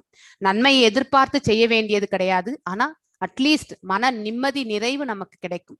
2வது அத்தியாயத்தினுடைய ஸ்லோகங்கள் இதெல்லாமே நம்ம பார்த்தாச்சு. ஸோ எஸ், செகண்ட் ஸ்லோகம் வாசிங்க மாதாஜி. ஸ்ரீ பகவான் உவாச்ச சந்நியாசக கர்மயோகஷ நிஷ்ரேயசகார உபௌ தயோஸ்து கர்ம சந்நியாசாத் கர்மயோகோ விசிஷ்யதே. அதாவது பாத்தீங்கன்னாக்கா பகவான் சொல்றாரு, செயலை துரத்தல், பக்தியுடன் செயல்படுதல், இரண்டுமே பாத்தீங்கன்னாக்கா முக்திக்கான மார்க்கம் உண்டு. சோ இங்க பாத்தீங்கன்னாக்கா செயலை துரத்தல் என்பது சந்நியாசம், அதே மாதிரி பக்தியோடு நம்ம செயல்படுவது என்பது பாத்தீங்கன்னாக்கா நம்ம கிரகஸ்தங்கள் செய்யறது தான் இது. சோ பக்தியோடு, அதாவது ஒரு டிவோட்டி செய்யறது. ஆக்சுவலி இரண்டுமே பாத்தீங்கன்னாக்கா மோட்சத்துக்கான மார்க்கம் உண்டு. ஆனால் இவை இரண்டில் செயலை துறப்பதை விட பக்தி தொண்டில் செயல்படுவதே சிறந்ததாகும்ட்டு பகவான் கிளியரா சொல்லிட்டார். இங்க பாத்தீங்கன்னாக்கா மன்னர் நிர்கா அப்படின்றவரு கர்மகாண்டா மோட்ல வந்து தன்னுடைய செயல்களை செய்தன் விளைவால் அவர் என்ன கஷ்டப்பட்டார் அப்படின்றத நம்ம பார்க்க போறோம். அதாவது செயல்களுடைய பலன்கள் மேல் பற்று கொண்டால் நமக்கு இந்த ப்ராப்ளம்ஸ் தான் வரும்ட்டு. ஸோ அவர் வந்து பாத்தீங்கன்னாக்கா யார் வந்தாலுமே வந்து தான தர்மங்கள் வந்து கொடுக்கக்கூடிய மன்னராக இருப்பவர், கண்டிப்பாக ஒருத்தர் தானம் கேட்டு வந்தா கண்டிப்பாக கொடுக்கக்கூடிய பொசிஷன்ல தான் அவர் இருப்பார். ஸோ ஒரு பிராமணர்கள் ஜென்ரலி பாத்தீங்கன்னாக்கா அவங்களுக்கு பசுமாடு, ஒரு சிறிய இடம், ஒரு இருக்கிறதுக்கு ஒரு இடம் இருந்தா கொடுத்தாலே அவங்க அது ஒண்ணுதான் அந்த காலத்துல எதிர்பார்த்ததே. ஏன்னா பசுமாடு வச்சுட்டு அவங்களால வேதங்களை சொல்லி கொடுத்து அவங்களுடைய ஜீவனத்தை அவர்கள் கழித்து விடுவார்கள். That is was a profession. Actually பிராமணர்கள் என்பது உண்மையான ப்ரொஃபஷன் அதுதான். சோ அந்த மாதிரி இருக்கும் பொழுது வந்து முதல்ல ஒரு பிராமணர் வராரு, அவங்களுக்கு சில பசுமாடுகள் கொடுக்கிறார், சிறிய நல்லம் கொடுக்கிறார். ஆனா அதுல ஒரு மாடு என்ன ஆகுதுன்னாக்கா பசுமாடு ஓடி வந்து மறுபடியும் மன்னருடைய அந்த மாட்டுக்கொட்டைகளை வந்து சேர்ந்து விடுகின்றது. இன்னொரு பிராமணர் விழும்போது அந்த தானம் கொடுத்த மாடும் சேர்த்து பாத்தீங்கன்னா மன்னர் வந்து அதை ஐடென்டிஃபை பண்றது கிடையாது. சோ இன்னும் இன்னொருத்தர் பிராமணருக்கும் கொடுக்கிறார். சோ அதுக்குள்ள இந்த முதல்ல வந்த பிராமணர் வந்து என்னுடைய பசுமாடை எடுத்து எப்படி நீங்க தானம் கொடுத்த எனக்கு தானம் கொடுத்த பசுமாட்டை நீங்க எவ்வாறு இன்னொரு பிராமணருக்கு தானம் கொடுக்கலாம்ன்ட்டு சபிச்சிடுறாரு. ஆக்சுவலி என்ன எவ்வளவு சமாதானம் சொல்லி நான் இன்னொரு மாடு நான் கொடுக்குறேன்னா கூட அவர் வந்து கேட்கல. சோ அந்த சாபத்தை வந்து பாத்தீங்கன்னாக்கா அவர் ஏற்றுக்கொள்ள வேண்டிய சுச்சுவேஷனுக்கு வருது. அவருக்கு வந்து மறுபிறப்பில் பாத்தீங்கன்னாக்கா அவர் வந்து பல்லியாக பல காலம் கிணற்றில் வாழ்ந்தார். இது வந்து பிருந்தாவனத்துலதான் இது. சோ துவாரகை அருகில் இருக்கக்கூடிய கிருஷ்ணா நிர்காவுக்கு முக்தி அளித்தார். சோ ஒரு நாள் வந்து அங்க விளையாண்டுட்டு இருந்தப்போ பாத்தீங்கன்னாக்கா கிருஷ்ண பரமாத்மா அந்த பல்லி வந்து பாத்தீங்கன்னாக்கா சாதாரண சைஸ் கிடையாது, பெரிய சைஸ். அந்த கிணத்துல இருந்து அந்த பல்லியால வெளியே வர முடியாத ஒரு சூழல். ஆக்சுவலி சோ கிருஷ்ண பரமாத்மா வந்த பிறகுதான் அவருடைய அந்த அவருடைய அனுகிரகத்தால அவருக்கு பாத்தீங்கன்னாக்கா விமோக்ஷனம் கிடைக்கின்றது.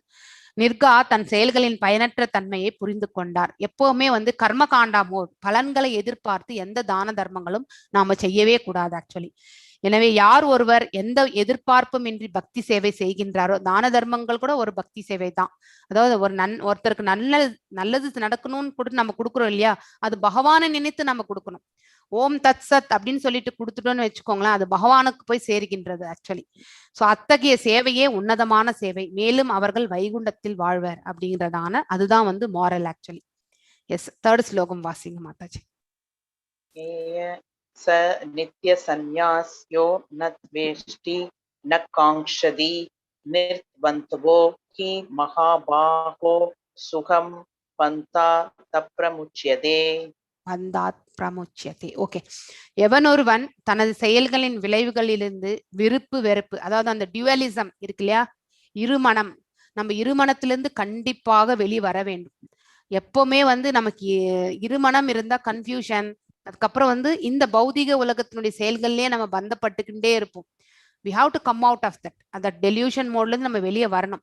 விருப்பு வெறுப்பு அற்றவனோ அவனே நிரந்தர சந்நியாசி ஆவான். அதாவது பாத்தீங்கன்னாக்கா எல்லா இருமைகளிலிருந்து விடுபட்டுள்ள அத்தகையோன் பௌதிக பந்தங்களை எளிதில் வென்று முழுமையாக முக்தி அடைகின்றான்.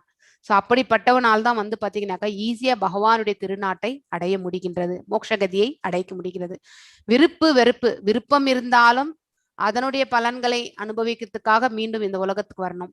ஒருத்தரை நம்ம ஹேட்டட்னஸா, அதாவது ஒருத்தரை பிடிக்கவே பிடிக்காதுன்னு நம்ம வந்து அவங்க மேல வந்து வெறுப்பு காட்டுறோம் பாரு, அதுக்காகவும் நம்ம மீண்டும் இந்த உலகத்துல பிறக்கணும். அதனால வந்து விருப்பமும் இருக்க வேண்டாம், வெறுப்பும் இருக்க வேண்டாம். எல்லாரையுமே ஒரு போல நடத்தக்கூடிய மனப்பக்குவம் நமக்கு வரணும். அதாவது ஒரு மகாத்மா அவனுடைய நேச்சர் எப்படி இருக்கும்னா பின்னாடி வர ஸ்லோகங்கள்ல படிப்போம்.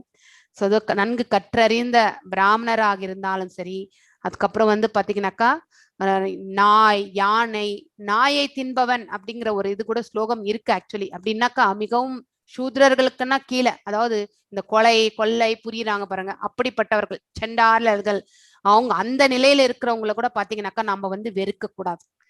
அவங்கள வந்து நம்ம எல்லாரையுமே ஒரு போல அன்பு என்ற அந்த வார்த்தையில வந்து பாத்தீங்கன்னாக்கா பேதபாவமே இருக்கக்கூடாது.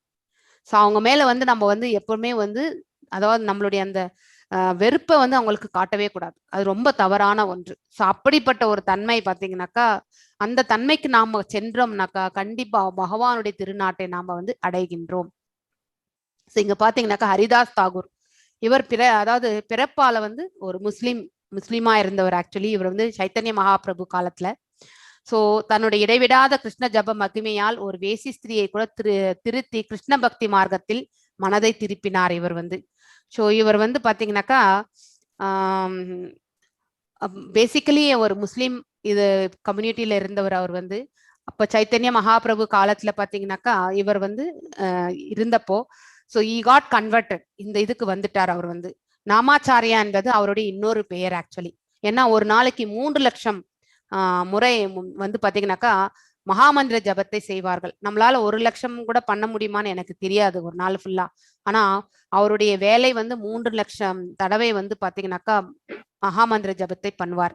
ஸோ எப்பவுமே வந்து ஒருத்தர் வந்து பக்தியில மேலோங்கி போகும்பொழுது இன்னொருத்தருக்கு வந்து பாத்தீங்கன்னாக்கா அவருடைய பேரும் புகழும், ஒரு ஊர்ல இது நடக்கக்கூடிய விஷயம் தான் இல்லையா, அந்த ஊர் தலைவராக இருந்தால் அவருக்கு வந்து நம்மளோட இவனுக்கு பேர் பெருசா இருக்கே அப்படின்ற அந்த இது வைத்தறிச்சல் என்பது கண்டிப்பாக இருக்கும் இல்லையா. அதை தடுக்கணுன்றதுக்காக வந்து பாத்தீங்கன்னாக்கா ஒரு வேஷி ஸ்திரியை வந்து பாத்தீங்கன்னாக்கா இவரிடத்துல போயிட்டு கண்டிப்பா அதை டிஸ்டர்ப் பண்ணணுன்றதுக்காகவே அனுப்புவாங்க. அந்த ஸ்திரீயும் அங்கே செல்வாள். ஸோ டெய்லி வந்து போகும்பொழுது பாத்தீங்கன்னா 3 நாள் கண்டினியூஸாக போகும்பொழுது இந்த 3 லட்சம் தடவை முடிச்சிட்ட பிறகு நீ வந்து என்ன கேட்குறியோ அதை நான் செய்யறேன் அப்படின்ட்டு வந்து சொல்லுவார். ஆனா விடிய விடிய அந்த 3 லட்சம் நாமங்கள் சொன்ன பிறகு அந்த வேஷி ஸ்திரியும் வந்து கிளம்பி போயிடுவா. ஆனா இந்த 3 நாட்கள் கண்டினியூஸா வந்து ஹரிதாஸ் தாகூர்னுடைய அந்த நாம ஜபத்தை பார்த்து இவ்வளவு உன்னதமான ஒரு மனிதருக்கு நாம களங்கம் விளைவிப்பதற்காக அவர்களால் அனுப்பப்பட்டோம். ஆனா அந்த செயலை பாவ செயல் இல்லையா, நம்ம இவரை வந்து நம்ம கஷ்டப்படுத்தினது அப்படின்னு நினைச்சுட்டு அவ வந்து என்ன பண்ணுவா, she also அவரையே வந்து குருவாக ஏற்றுக்கொண்டு she also will get transformed actually. So இந்த செயல் வந்து பாத்தீங்கன்னாக்கா ஹரிதாஸ் தாகூர் கூட இந்த வேசி ஸ்திரியை வந்து திருத்தணும் அப்படிங்கிற ஒரு இது அவருக்கு இருந்தது. அவரையே வந்து குருவாக ஏற்றுக்கொண்டு அவளும் வந்து பாத்தீங்கன்னாக்கா இந்த கிருஷ்ண கான்சியஸ்ல வந்து she also elevated. So next 10th ஸ்லோகம் வாசிங்க மாதாஜி. ब्रह्मण्याताय कर्माणि संगम त्यक्त्वा करोदिय लिप्यतेन स पावेन பத்மபத்ரமிவாம்பசா. எஸ், பற்றின்றி தனது கடமைகளை செய்து பலன்களை பரமபுருஷ பகவானுக்கு அர்ப்பணிப்பவன் தாமரை இலை எவ்வாறு நீரால் தீண்டப்படுவதில்லையோ அதே போல அவன் பாவ விளைவுகளால் அவன் தீண்டப்படுவதில்லை. ஸோ தெரிஞ்சுக்கணும். அதாவது பாத்தீங்கன்னாக்கா கண்மாணி தெக்வ கரோதி, அதாவது பத்மபத்ராமி வாம்சகா, அதாவது பாத்தீங்கன்னாக்கா தாமரை இலை மேல கண்டிப்பாக நீர்த்துளி இருந்தாக்கா அது எப்படின்னா அப்படியே மேலே மிதந்துட்டு தான் இருக்கும், ஒட்டவே ஒட்டாது. அதே மாதிரிதான் நாம கூட வந்து பலன்கள் மேல் பற்றற்று நம்முடைய கடமைகள் அனைத்தையுமே நாம செஞ்சு பகவானுக்கு அந்த பலன்களை நாம சமர்ப்பிச்சிட்டோம்னு வச்சுக்கோங்களேன், அந்த பலன்களுடைய பாவ புண்ணியங்கள் எதுவா இருந்தாலுமே நம்மளுக்கு வந்து எந்த விளைவுகளுமே ஏற்படுத்தாது அப்படிங்கறத வந்து நாம் தெரிஞ்சுக்கணும். நம்ம ஸ்ரீலா பிரபுபாதா அவர்களுக்கு வணக்கங்களை தெரிவிச்சிட்டு நம்ம வந்து நெக்ஸ்ட் டிவோட்டி அசோசியேஷன். ஸோ இந்த மாதிரி அவருடைய கைங்கரியம் பார்த்தீங்கன்னாக்கா 108 இடங்கள்ல வந்து டெம்பிள்ஸ் நிறுவினாரு, 80 புத்தகங்களை எழுதினாரு. ஸோ அவருடைய இந்த பக்தி மார்க்கமே அவர் 70 வயதுல தான் வந்து யுஎஸ்க்கு போனாரே.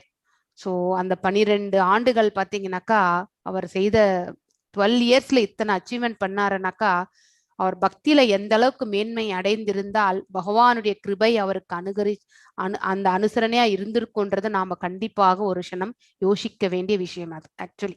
எஸ், 18th ஸ்லோகம் வாசிங்க மாதாஜி. विद्या विनय संपन्ने ब्राह्मणे कविहस्तिनि शनि शैव स्वभागेश पंडिताः समदर्शिनः. ஸோ இதுதான் நான் சொன்னேன். ஸோ இந்த ஸ்லோகம் பத்தி ஆல்ரெடி நான் பேசினேன். நான் அடக்கமுள்ள படிந்தர்கள், அதாவது மகாத்மாக்கள், அவர்களுடைய நிலை எப்படி இருக்கும்னாக்கா, ஸோ இந்த பக்கம் லெஃப்ட்ல பாத்தீங்கன்னாக்கா தங்களது உண்மை ஞானத்தின் வாயிலாக, ஸோ அதாவது உள்ளதை உள்ளபடி உணர்ந்திருப்பவர்கள், ஆக்சுவலி ஆச்சாரியார்கள், கிரேட் பீப்புள்.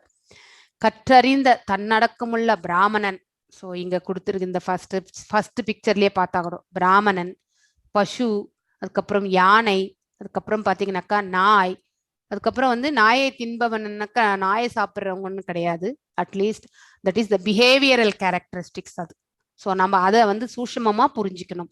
அதாவது கொலை கொள்ளை புரிபவர்கள், அப்படிப்பட்டவர்களையும் கூட பாத்தீங்கன்னாக்கா அவன் அனைவரையுமே சமநோக்கில் காண்பான்.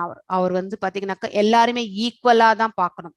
அதாவது ஒருத்தருக்கு அன்பு வாரி வழங்கும் பொழுது கண்டிப்பாக நம்ம அனைவரையுமே சமமாக பாவிக்கணும். எதுக்குன்னாக்கா அனைவருடைய ஹிருதயங்களிலுமே பரமாத்மா உட்கார்ந்திருக்கார்.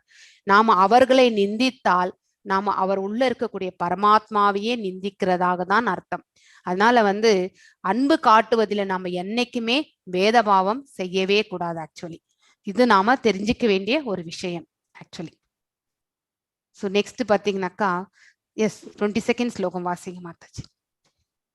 ஏஹி சம்ச பர்ஷாஜா போஹா துக்க யோனய ஏவதே ஆத்யந்தவந்தஹ கௌந்தேய நதேஷு ரமதே புதஹ. எஸ், அதாவது பாத்தீங்கன்னாக்கா நமக்கு 5 ஞானேந்திரியங்கள் உண்டு. கண்கள், காதுகள், நாக்கு, அதுக்கப்புறம் வந்து நாசி, அதுக்கப்புறம் கையால தொடு புலன், இல்லைங்களா? ஸோ இந்த மாதிரி பாத்தீங்கன்னாக்கா இந்த 5 ஞானேந்திரியங்களுடைய ஒருத்தர் வந்து நல்ல ஒரு ஹையஸ்ட் எலிவேட்டட் டிவோட்டியா கூட இருக்கலாம். ஆனா ஒரு சக்தி வாய்ந்த ஒரு புலன் செய்யக்கூடிய ஒரு சிறு தவறினால் பாத்தீங்கன்னாக்கா அவர்கள் மேலிருந்து கீழே வரக்கூடிய ஒரு தன்மைக்கு தள்ளப்படுகிறார்கள்.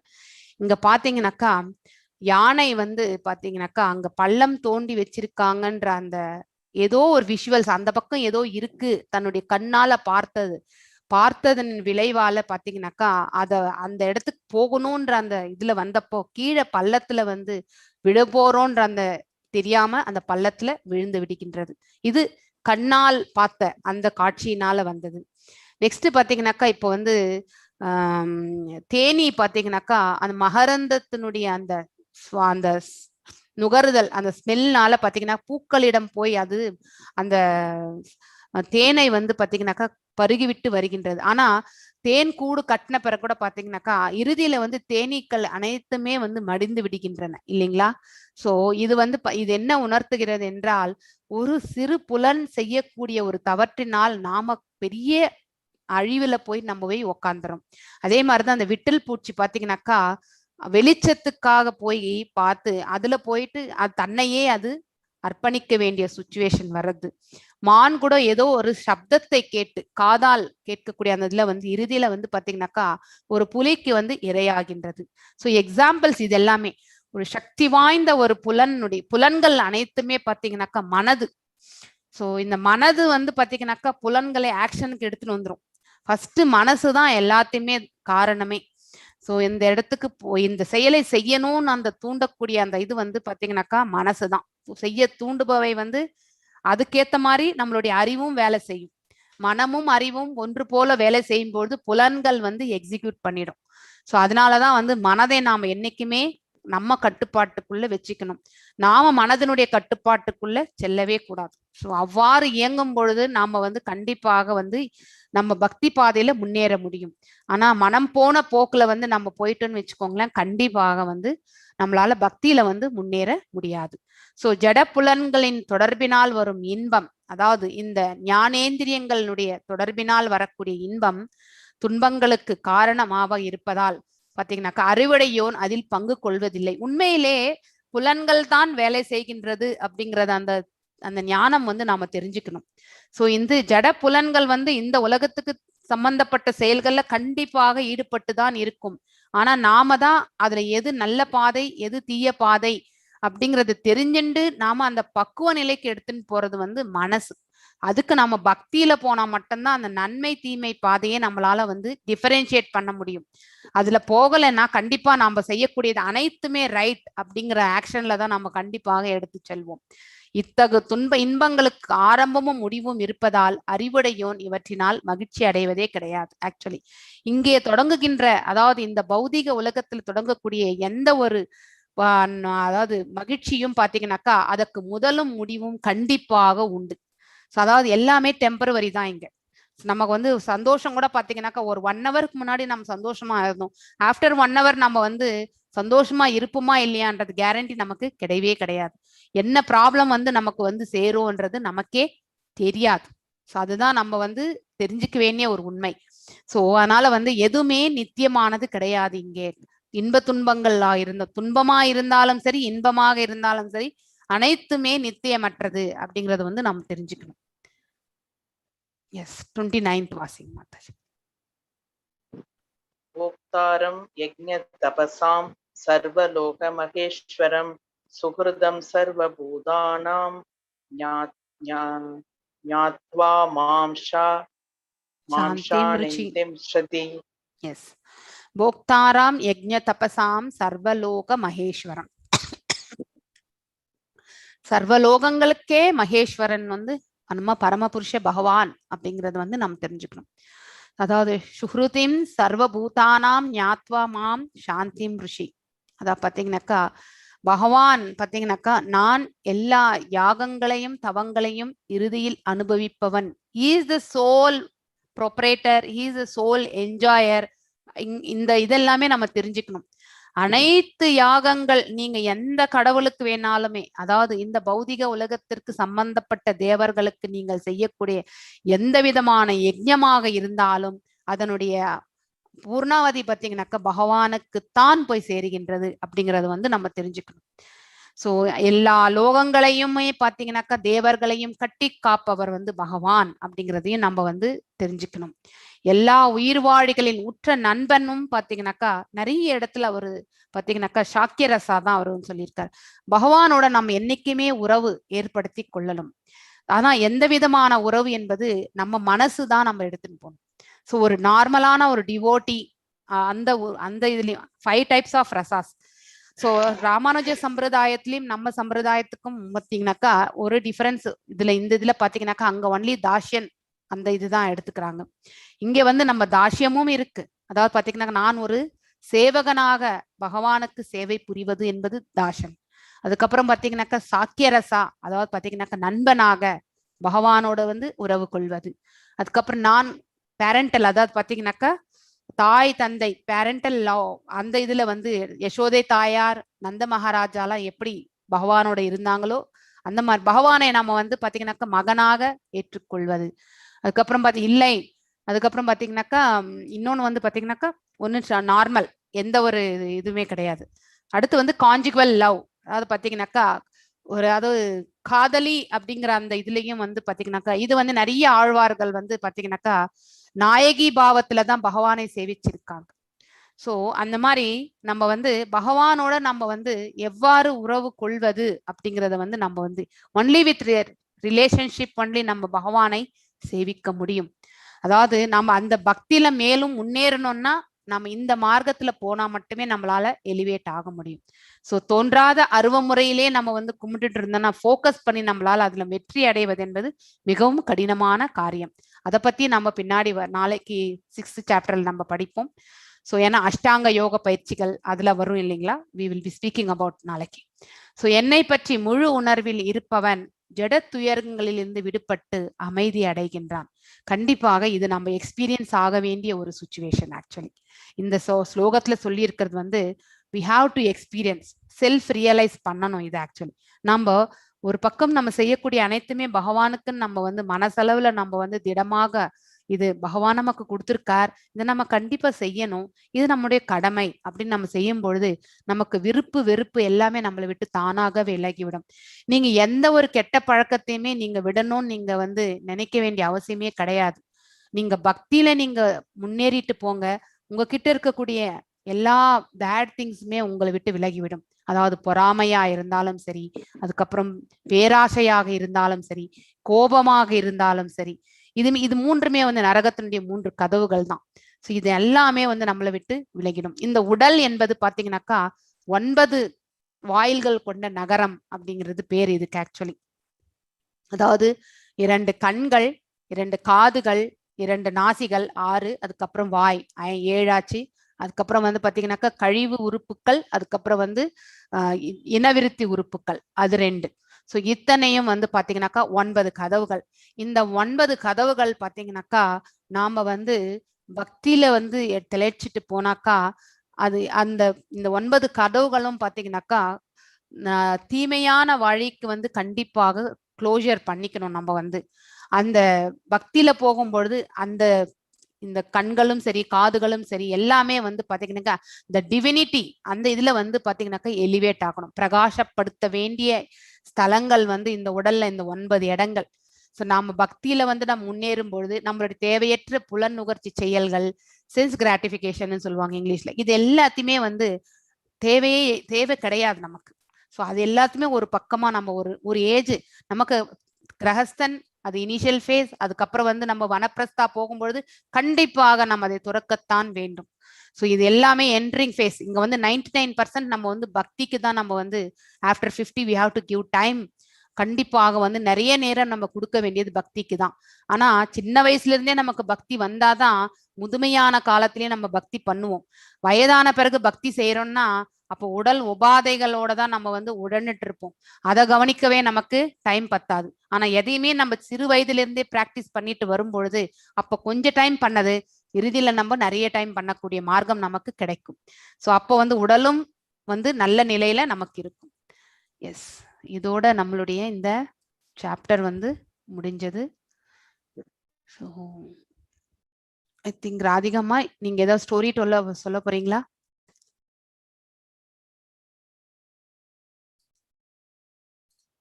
கோமலம் மாதாஜி. இப்போ எல்லாருமே இந்த போல்ஸ் அட்டன் பண்ணுங்க. இது குவிஸ் கிடையாது, இது உங்களுக்கு தெரிஞ்சுக்கிறதுக்காக நாங்க போடுற போல்ஸ். அதனால வந்து இதை அட்டன் பண்ணா நான் குவிஸ் அட்டன் பண்ணிட்டேன்னு நினைக்க கூடாது. குவிஸ் வந்து ஐ திங்க் உங்களுக்கு எல்லாருக்கும் ஒரு வாட்டி நான் காட்டிடுறேன். யாரும் தயவு செஞ்சு கிளாஸை விட்டு போகாதீங்க, ப்ளீஸ் வெயிட். ஸோ ஒரு நிமிடம்.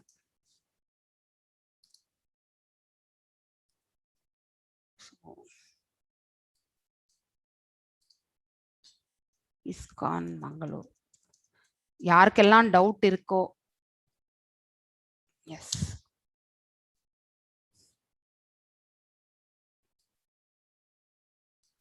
ஸோ இங்க போனீங்கன்னா குவிசஸ் இங்கிலீஷ் அப்படின்னு நீங்க செலக்ட் பண்ணீங்கன்னா இங்கிலீஷ், தமிழ்ன்ட்டு ஒன்று இருக்கு, அதுல போய் நீங்க செலக்ட் பண்ணிக்கணும். ஸோ உங்களுக்கு வந்து லாகின், நீங்க வந்து மை அக்கௌண்ட்ல போயிட்டு நீங்க வந்து லாகின் பண்ணணும் நீங்க. ஸோ இந்த லாகின் வந்து ஃபர்ஸ்ட் நீங்க ரெஜிஸ்டர் பண்ணிக்கணும். So I will try to register my name. அது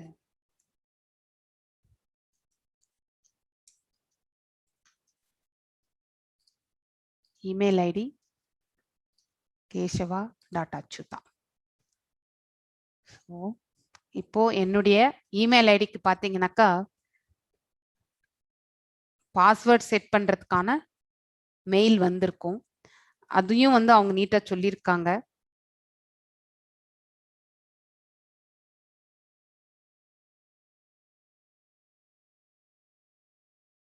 அது வந்து இன்பாக்ஸ்ல வரலனாக்கா ஸ்பேமுக்கு போயிருக்கும் அப்படின்ட்டு சொல்லியிருக்காங்க.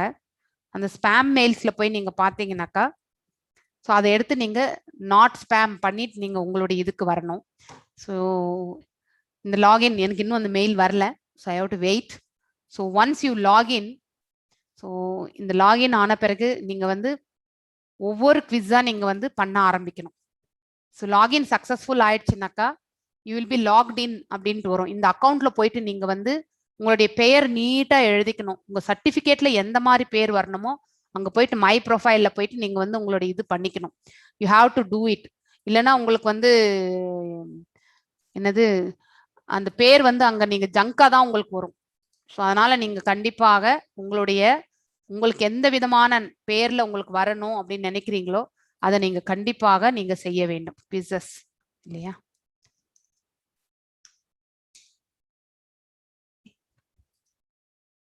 Sorry, ISKCON Mangalore.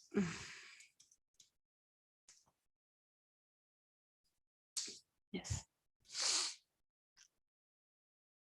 ஸோ இங்க போனீங்கன்னாக்கா, இங்க கோர்சஸ்ல போனீங்கன்னாக்கா குவிசஸ்ன்னு இருக்கும். ஸோ இந்த குவிசஸ் தான் அது. ஸோ கிளிக் பண்ணீங்கன்னாக்கா இந்த வரும். இந்த இடத்துல போனீங்கன்னாக்கா Tamil. So understanding Gita in 18 days quiz on learn டேஷ்ன்ட்டு அது ஒரு டூல். அதில் போய் தமிழ் கிளிக் பண்ணிட்டு அதுக்கப்புறம் இந்த ஃபர்ஸ்ட் சாப்டர் வந்து நீங்கள் கிளிக் பண்ணீங்கன்னாக்கா உங்களுக்கு வந்து இந்த கொஷின்ஸ் எல்லாமே வரும். ஸோ நீங்கள் அது எல்லாத்தையுமே பண்ணி முடிச்சு சப்மிட். ஐ திங்க் எல்லா சாப்டர்ஸ்னுடைய கொஷின்ஸும் இங்கே இருக்குது. ஸோ அதனால வந்து நீங்கள் எங்கேருந்து தேட வேண்டிய அவசியமே கிடையாது. ஸோ லிங்க்ஸும் டைரி வந்து பார்த்தீங்கன்னாக்கா ஸ்டடி மெட்டீரியலுக்கு, அதாவது பார்த்தீங்கன்னாக்கா உங்களுக்கு வந்து போட்டுன்னு தான் இருக்காங்க. அது எல்லாமே நீங்கள் டவுன்லோட் பண்ணி லோக்கல் காப்பி வச்சுக்கணும் நீங்கள். ஸோ ஏன்னா முடிஞ்ச பிறகு மறுபடியும் வந்து அந்த இது க்ளோஸ் பண்ணிடுவாங்க. அதனால நீங்கள் தயவு செஞ்சு உங்களுடைய லோக்கல் காப்பிக்கு வந்து நீங்கள் வந்து சேவ் பண்ணி வச்சுக்கோங்க. யாராவது கிரெடென்ஷியல்ஸ் இருந்தால் கூட சொல்லுங்க, நான் I will be able to login and then I will be able to, யாருக்கு கஷ்டமா இருக்குதோ இங்கே வந்து அந்த ரெஜிஸ்டர்ட் இமெயில் ஐடி அந்த இதில் போயிட்டு நீங்கள் உங்களுடைய என்ன பாஸ்வேர்ட் செட் பண்ணிட்டு லாகின் பண்ணீங்கன்னாக்கா உங்களை அந்த இந்த அஃபிஷியலாக நீங்கள் லாகின் ஆகி உள்ளே போகலாம். ஸோ இதுதான் நம்ம தெரிஞ்சுக்க வேண்டியது. கடினமான ப்ராசஸ் எதுவுமே கிடையாது. இதில் ஈஸியான ப்ராசஸ் தான். குவிசஸ் ஆல்ரெடி இருக்குது. ஸோ தயவு செஞ்சு நீங்கள் குவிசஸ் எல்லாம் அட்டன் பண்ணிக்கோங்க. ஃபர்ஸ்ட் 1 or 2 days வந்து உங்களுக்கு வந்து எல்லாரும் நிறைய பேர் யூஸ் பண்ணுறதுனால உங்களுக்கு வந்து லோட் ஆகிறதுனால உங்களால் லாகின் பண்ணுறதுக்கான சிரமம் கூட இருக்கலாம். இப்போ ஐ திங்க் எல்லாமே ஒரு நார்மலைஸ்டான ஒரு இது. அதனால you will not find that issue. Yes ராதிகாம்மா, நீங்கள் வேணா ஐ திங்க் குவிஸ் நான் தான் க்ளோஸ் பண்ணிட்டேனோ. ஹரே கிருஷ்ணா மேம். ஆக்சுவலா ஹரிதாஸ் டாக்கூர் ஸ்டோரி நீங்க சொல்லிட்டீங்கன்னு நினைக்கிறேன்ல. சொல்லிட்டேம்மா. நீங்க வேற ஏதாவது சொல்றத மாதிரி இருந்தா சொல்லுங்க.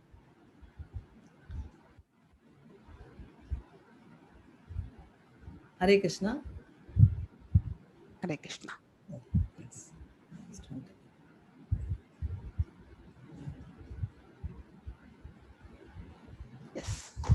ஹரே கிருஷ்ணா டிவோட்டிஸ். ஸோ இன்னைக்கு வந்து நம்ம பார்க்க போற ஸ்டோரி வந்து நம்ம அனுமான் பத்தி.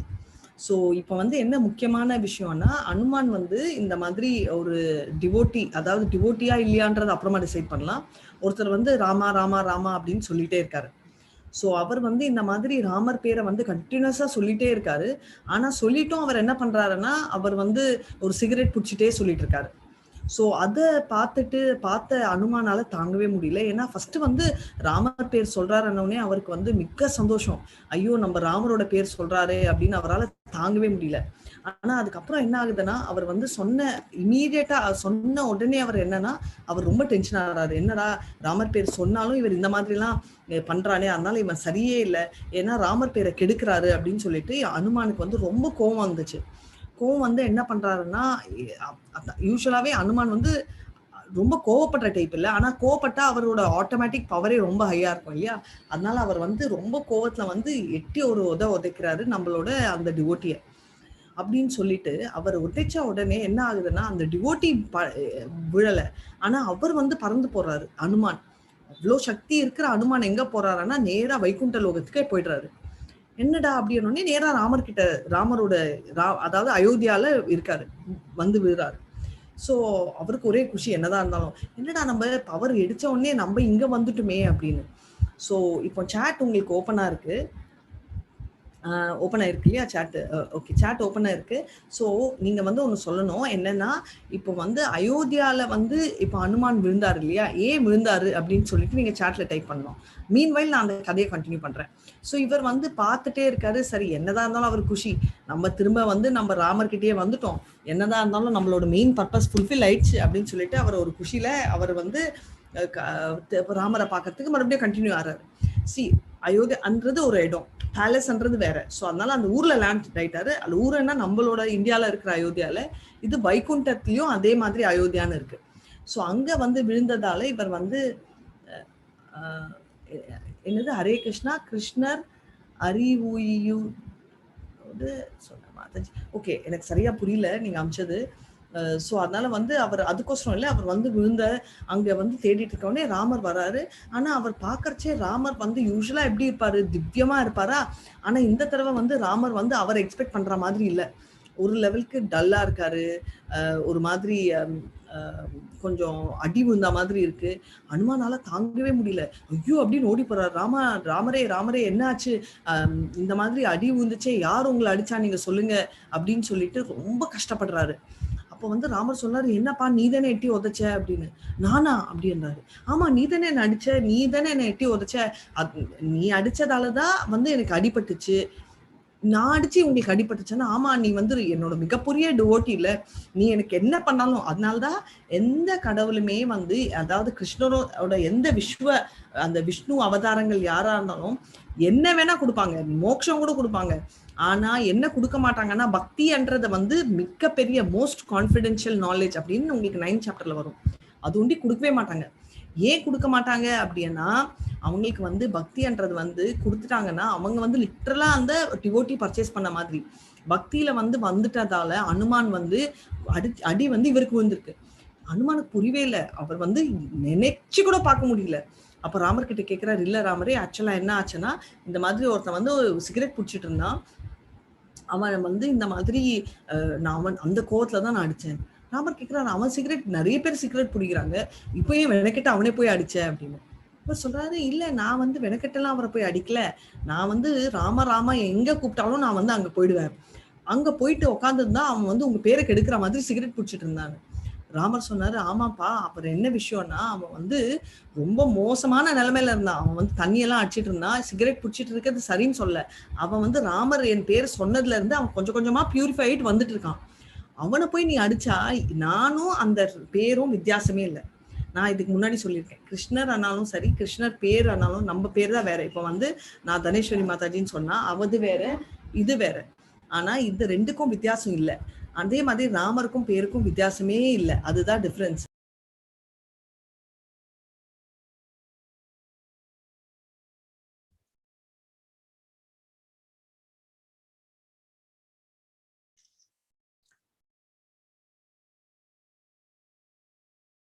மியூட்ல இருக்குமா? Hare Krishna ma'am, I can't unmute, I am not host, so அதனால. Oh so Krishna is unmuting me. Thanks ma'am. நான் அப்பயே பண்ணனே உங்களுக்கு கோஸ்ட். அது அன்மியூட் பண்ண முடியல, அதனால லாக் அவுட் பண்ணிருந்தேன். Sure, okay sorry. Hare Krishna. So இது வந்து என்ன ஆகுதுன்னா இது இந்த மாதிரி போயிட்டே இருக்கா.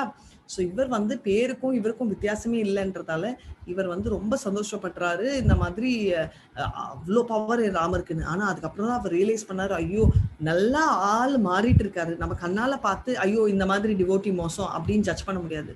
அவங்க எந்த ஸ்டேஜ்ல இருந்து இப்ப எந்த ஸ்டேஜ்ல இருக்காங்கன்றது பார்க்கணும். அப்படியே இருந்தாலும் நம்ம ஒரு டிவோட்டியை திட்டினோம்னா அது வைஷ்ணவ அபதாரம். நம்ம பண்ற பாவங்கள் பார்த்துட்டு ஆண்டவன் சும்மா இருக்க மாட்டாரு. ஆஞ்சநேயர் ரொம்ப பெரிய டிவோட்டினால அந்த அடியை ராமர் எடுத்துக்கிட்டாரு, நம்ம எல்லாம் எங்கேயுமே இல்லை ஆஞ்சநேயரோட கம்பேர் பண்றச்சு. அதனால நம்ம பண்ணோம்னா நம்ம பாவம் நம்மளதான் சுத்தம். அதனால நம்ம வந்து யாரை திட்டுறதுக்கு முன்னாடியும், ஸ்பெஷலி டிவோட்டிஸை கிண்டல் அடிக்கிறதுக்கு முன்னாடி நம்ம யோசிச்சு பண்ணணும்ன்றதா இந்த ஸ்டோரி. ஸோ இதுதான் அது. யாரோ ஒருத்தங்க டவுட் வந்து கேட்குறேன், ஆனால் ஸ்டோரிக்கு அப்புறம் சொன்னீங்க, ஸோ இப்போ கேட்கலாம் நீங்க. So Hare Krishna and thank you so much. Yes, இது முடிச்சிடலாம் இருமா. போல்ஸ் முடிச்சிடலாம். கிருஷ்ண பரமாத்மாவின் அறிவுரைப்படி கீழ் உள்ளவற்றில் எது சிறந்தது? கடமையை ஆற்ற மறுத்தல், ஒர்க் வித், அதாவது பக்தியுடன் செயல்படுதல், கடமைகளை பக்தியுடன் செய்தல், கடமைகளை பற்றுடன் செய்தல், மேலுள்ளவை அனைத்தும். அதுக்கப்புறம் வந்து பாத்தீங்கன்னாக்கா பௌதீக பந்தங்களை எளிதில் வென்று முக்தி அடைகின்றார் யார்? அதாவது லட்சியவாதி, உண்மையானவர், அறிவாளி, இருமைகளிலிருந்து விடுபட்டவர். ஐ திங்க் இன்னைக்கு கிளாஸ் நிறைய பேருக்கு நல்லா புரிஞ்செடுத்துன்னு நினைக்கிறேன் எனக்கு தெரிஞ்சு. ஸோ தான் செய்யும் செயல்களின் முடிவுகளை யாரிடம் அர்ப்பணிக்க வேண்டும்? தேவர்களுக்கு, இந்த சுப்ரீம் பர்சனாலிட்டி, அதாவது பகவான் ஸ்ரீ கிருஷ்ணருக்கு, அதாவது முழுமுதற் கடவுளுக்கு. மேலே உள்ள இரண்டும், மேலே உள்ள எதுவும் கிடையாது. கீழ் உள்ளவற்றில் எவை நிரந்தர மகிழ்ச்சியை தரக்கூடியவை? அதாவது கிருஷ்ண உணர்வில் மகிழ்ச்சி அடைதல், பொருள் இன்ப மகிழ்ச்சி, அதுக்கப்புறம் யோக சித்தி அடைந்ததால் ஏற்படும் மகிழ்ச்சி, மேலே எதுவும் இல்லை. அதுக்கப்புறம் வந்து பாத்தீங்கன்னா ஒருவன் எவ்வாறு அமைதி அடைகின்றான் நிரந்தரம் நாத்திகராக ஆக்கும் பொழுது, உடற்பயிற்சி செய்வதால் ஆசைகளை உள்ளடக்கி இருக்கும் பொழுது. அதாவது பகவான் ஸ்ரீ கிருஷ்ணர் தான் மேன்மையான கட்டுப்பாட்டாளர் மற்றும் பக்தர்களின் உற்ற நண்பர் என்று அறிந்து கொள்ளும் பொழுது. ஹரிதாஸ் தாகூர் தன் ஜபம் முடியும் வரை விலைமாது அவ்விடத்தில் இருக்குமாறு கூற காரணம் என்ன?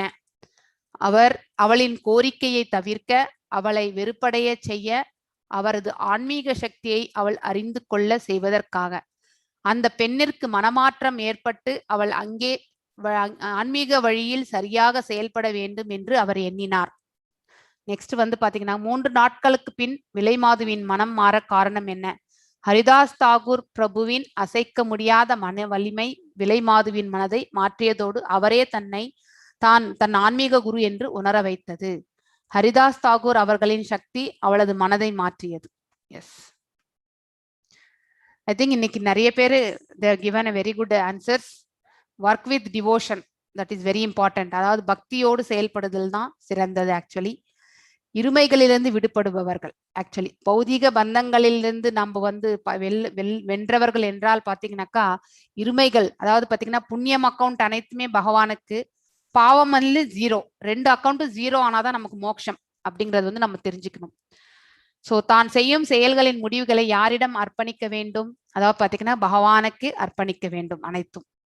அதுக்கப்புறம் பார்த்தீங்கன்னாக்கா, கீழுள்ளட்டு எவை நிரந்தர மகிழ்ச்சியை தரக்கூடியவை? கிருஷ்ண உணர்வில் மகிழ்ச்சி அடைதல். ஆக்சுவலி எவ்வாறு ஒருவர் வந்து அமைதியை அடைகின்றான் என்றால், பகவான் கிருஷ்ணர் தான் மேன்மையான கட்டுப்பாளர் மற்றும் பக்தர்களுக்கு உற்ற நண்பர் என்று அறிந்து கொள்ளும் பொழுது, அந்த ஞானத்தை யார் ஒருவர் புரிந்து கொள்கிறார்களோ அவர்களே உன்னத, அதாவது பாத்தீங்கன்னாக்கா அந்த நிம்மதி வந்து அவர்களுக்கு கிடைக்கின்றது.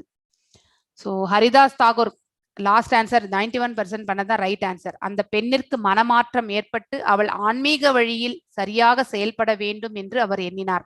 எந்த ஒரு குருவுமே பாத்தீங்கன்னாக்கா தன்னுடைய சிஷ்யர்கள் அனைவருமே நல்வழியில போய் அவர்களும் வந்து பாத்தீங்கன்னாக்கா நன்மை அடைய வேண்டும் என்றுதான் அவர்கள் எண்ணுவார்கள். ஸோ அது நம்ம தெரிஞ்சுக்க வேண்டிய ஒன்று. அதே மாதிரிதான் ஹரிதாஸ் தாகூரும் அந்த பெண்ணுக்கு ஒரு நல்ல விமோக்ஷனம் கிடைக்கணும்னு தான் நினைச்சார். ஆக்சுவலி அவள் செய்யக்கூடியது பாவ செயல் இல்லையா? அந்த பாவ செயலிலிருந்து அவள் வந்து கண்டிப்பாக விடுதலை அடைய வேண்டும். ஒரு ஆத்மாவை வந்து கெட்ட பாதையிலிருந்து நன்மையான பாதைக்கு எடுத்து செல்வது என்பது அவ்வளவு சுலபமான காரியமே கிடையாது. ஆக்சுவலி அது குருனுடைய ரோல் வந்து பாத்தீங்கன்னாக்கா it is very great role. அது நம்ம வந்து வார்த்தைகளால வர்ணிக்கவே முடியாது. அவங்க அந்த அளவுக்கு ரெஸ்பான்சிபிலிட்டிஸ் எடுத்து செய்வாங்க. ஸோ குரு வந்து பாத்தீங்கன்னாக்கா போனவனே நம்மள குருவா ஏத்துக்கிறோம் இல்லையா? அதெல்லாம் பாத்தீங்கன்னாக்கா யோசிச்சு செய்ய வேண்டியது. யாரை நாம குருவா ஏத்துக்கணும் அப்படிங்கறது குவாலிஃபிகேஷன் ஆஃப் எ குரு நம்ம தெரிஞ்சுக்கணும். ஒரு குரு பரம்பரையில இருக்கிறவங்கள வந்து நம்ம ஏத்துக்கணும். இன்னொன்னு, அவர் குருவா இருந்தார், அவர் என்ன சொல்லி கொடுக்குறாரோ அதை அவரும் ஃபாலோ பண்ணணும். அப்படி இருக்கிறவங்கள தான் நம்ம வந்து குருவா ஏத்துக்கணும். நெக்ஸ்ட் 3 நாட்களுக்கு பின் விலைமாதுவின் மனது மாற காரணம் என்ன? ஸோ ஹரிதாஸ் தாகூர் பிரபுவின் அசைக்க முடியாத மன வலிமை, அதாவது கான்பிடென்டா டிட்டர்மைண்டா அவர் வந்து பக்தியில இருந்தது பார்த்து விலைமாதுவின் மனதை மாற்றியதோடு அவரையே தன்னுடைய ஆன்மீக குருவாக அவள் ஏற்றுக்கொண்டாள். அதுதான் வந்து பாத்தீங்கன்னாக்கா உணர வைத்தது அவளுக்கு. பின்னாடி அவளும் இந்த பக்தி மார்க்கத்துல she also got elevated. So எப்ப நம்ம பக்தியில போறோமோ நம்மளுடைய பாவங்கள் இருந்து நமக்கு விமோக்ஷனம் கிடைக்கின்றது. அதுதான் மிகவும் முக்கியமான ஒன்று. நம்ம என்ன பாவம் செஞ்சிருக்கோன்றது நம்மள எல்லாரும் நேத்துக்கு செஞ்சதே, நேத்து ஏதோ ஒரு வேலை செஞ்சோம், அது இன்னைக்கு நம்மளால ரீகலெக்ட் பண்ண முடியாது. எப்பயோ ஒண்ணுதான் நம்மளால ஆழ் மனசுல ரீகலெக்ட் பண்ண முடியும். அனைத்து செயல்களையும் நம்மளால ரீகலெக்ஷன், ஏன்னா மறதி என்பது நம்மளுடைய வரப்பிரசாதம், பகவான் கொடுத்தது நமக்கு. மரணம், மறதி, இது எல்லாமே நமக்கு எல்லாமே பகவான் கொடுத்த வரப்பிரசாதங்கள் தான். அதனால்தான் முற்பிறவில என்ன செஞ்சோன்றது நமக்கு கண்டிப்பாக இந்த பிறவில நமக்கு தெரியறது கிடையாது. ஆனா அதனுடைய கர்ம விளைவுகள் வந்து நாம இன்னைக்கு அனுபவிச்சுட்டு தான் இருக்கோம் நம்ம வந்து. ஸோ இது நம்ம தெரிஞ்சுக்க வேண்டிய ஒன்று. தேங்க்யூ வெரி மச், நல்லா பண்ணீங்க எல்லாருமே. ஸோ ஏதாவது டவுட்ஸ் இருந்தா கை உயர்த்தி கேட்கலாம். எஸ் நவீன் பிரபுஜி, கேளுங்க, என்ன உங்களுக்கு டவுட்டு? ஹரே கிருஷ்ணா மாதாஜி, நான் பேசுறது கேக்குதுங்களா? கேக்குது, சொல்லுங்க. மாதாஜி, நீங்க வந்து அறிவுடையவன் வந்து இந்த மாதிரி எல்லா விதமான அந்த மெட்டீரியலிஸ்டிக் லைஃப்ல இருந்து விடுபடுறான் அப்படின்னு வந்து சொல்லியிருந்தீங்க. அந்த அறிவுடையவன் அப்படின்னு குறிப்பிட்டது வந்து எத்தகைய அறிவு? அதான் என்னுடைய கேள்வி. அறிவுடையவன் அதாவது நாம யார் அப்படிங்கிற அந்த தெரிஞ்சுக்கிறோம் இல்லையா, தட் இஸ் கால்ட் அஸ் த அறிவு என்பது இந்த இடத்துல நீங்க வந்து ஞானமாக ஏற்றுக்கொள்ள வேண்டும். ஞானம், ஞான விஞ்ஞானம் 7th சாப்டர் நம்ம படிப்போம். ஓகேங்களா? ஞானம் என்பது நாம யார் அப்படிங்கிறத தெரிஞ்சுக்கிறது தான் ஞானமே. அதாவது நான் உடல் அல்ல, நான் ஒரு ஆத்மா அப்படிங்கறது வந்து தெரிஞ்சுக்கிறோம் இல்லையா. ஒருத்தர் வந்து அந்த ஞானத்தை வந்து அடையும் பொழுது அவங்களுக்கு வந்து நன்மை தீமை இந்த உலகத்துல வந்து இந்த ஆத்மா எதுவுமே செய்யறது கிடையாது. இந்த உடல் கிராஸ் பாடின்னு சொல்றோம் இல்லையா, அதாவது இந்த ஸ்தூல உடலும் இந்த சூக்ஷ்ம உடலும் பாத்தீங்கன்னாக்கா ரெண்டும் கலந்து இந்த ஆன்மீகமா இருக்கக்கூடிய இந்த ஆத்மாவோட ஒட்டிண்டு இருக்கும் பொழுது பாத்தீங்கன்னாக்கா தன்னுடைய இது செய்யக்கூடிய செயல்கள் அனைத்து விளைவுகளுமே இந்த ஆத்மா தான் வந்து கஷ்டப்படுது. சோ நாம எது செய்தா கஷ்டப்பட மாட்டோம் அப்படிங்கறது வந்து இந்த ஆன்மா வந்து பாத்தீங்கன்னாக்கா இந்த சூக்ஷ்ம உடல் மூலியமா தெரிஞ்சுக்க வேண்டிய ஒரு நிர்பந்தத்துக்கு நாம வந்து தள்ளப்பட்டிருக்கின்றோம். சோ அதுதான் வந்து ஞானம். சோ நம்ம நல்லது எது கெட்டது எது, இது தவறு இது சரி அப்படிங்கிற அந்த அனாலிசிஸே பாத்தீங்கன்னாக்கா நம்ம வந்து இந்த ஞானத்தை தெரிந்து கொள்ளும் பொழுது மட்டும், உணரும் பொழுது மட்டும் தான் நம்மளால அந்த டிசிஷனே எடுக்க முடியும். இந்த ஞானமே இல்லாதவங்க, அதாவது எத்தனை பேருக்கு வந்து ஆத்மா அப்படிங்கிற அந்த ஞானம் வந்து தெரிஞ்சிருக்கு? கண்டிப்பாக கிடையாது. எனக்கு கூட தெரியாது. நான் கூட பகவத்கீதை படிச்ச பிறகுதான் தெரிஞ்சிருந்தேன். ஏன்னா பகவான் சொன்னது அனைத்தும் உண்மை சத்தியம் அப்படிங்கிறத வந்து நம்பக்கூடிய மனசு நமக்கு. அந்த மனசு இருக்கும் பொழுது கண்டிப்பாக அதை நம்ம வந்து பிலீவ், அந்த ஃபெய்த் வந்து எடுத்துட்டு போறோம் நம்ம வந்து. ஸோ நம்பிக்கையற்றவர்களுக்கு நீங்க எத்தனை பேருக்கு போய் நீ ஆத்மா ரூபம் அப்படின்னு நீங்க சொன்னீங்கன்னா யாருக்காவது புரியுமா? கண்டிப்பாக புரியாது. தன்னுணர்வை யார் உணர்கின்றார்களோ அதுதான் வந்து ஞானம். விஞ்ஞானம் என்பது நமக்கும் பகவானுக்கு இருக்கக்கூடிய சம்பந்தத்தை பத்தி பேசுறதுதான் வந்து விஞ்ஞானம். ஞான விஞ்ஞான யோகத்துல நம்ம இதை பத்தி கண்டிப்பாக பேசுவோம். உங்களுடைய கொஸ்டின் என்ன சொல்லுங்க பிரபு, இன்னொரு வாட்டி நான் ஆன்சர் பண்ணனா இல்லையான்றது நான் பார்க்கணும்.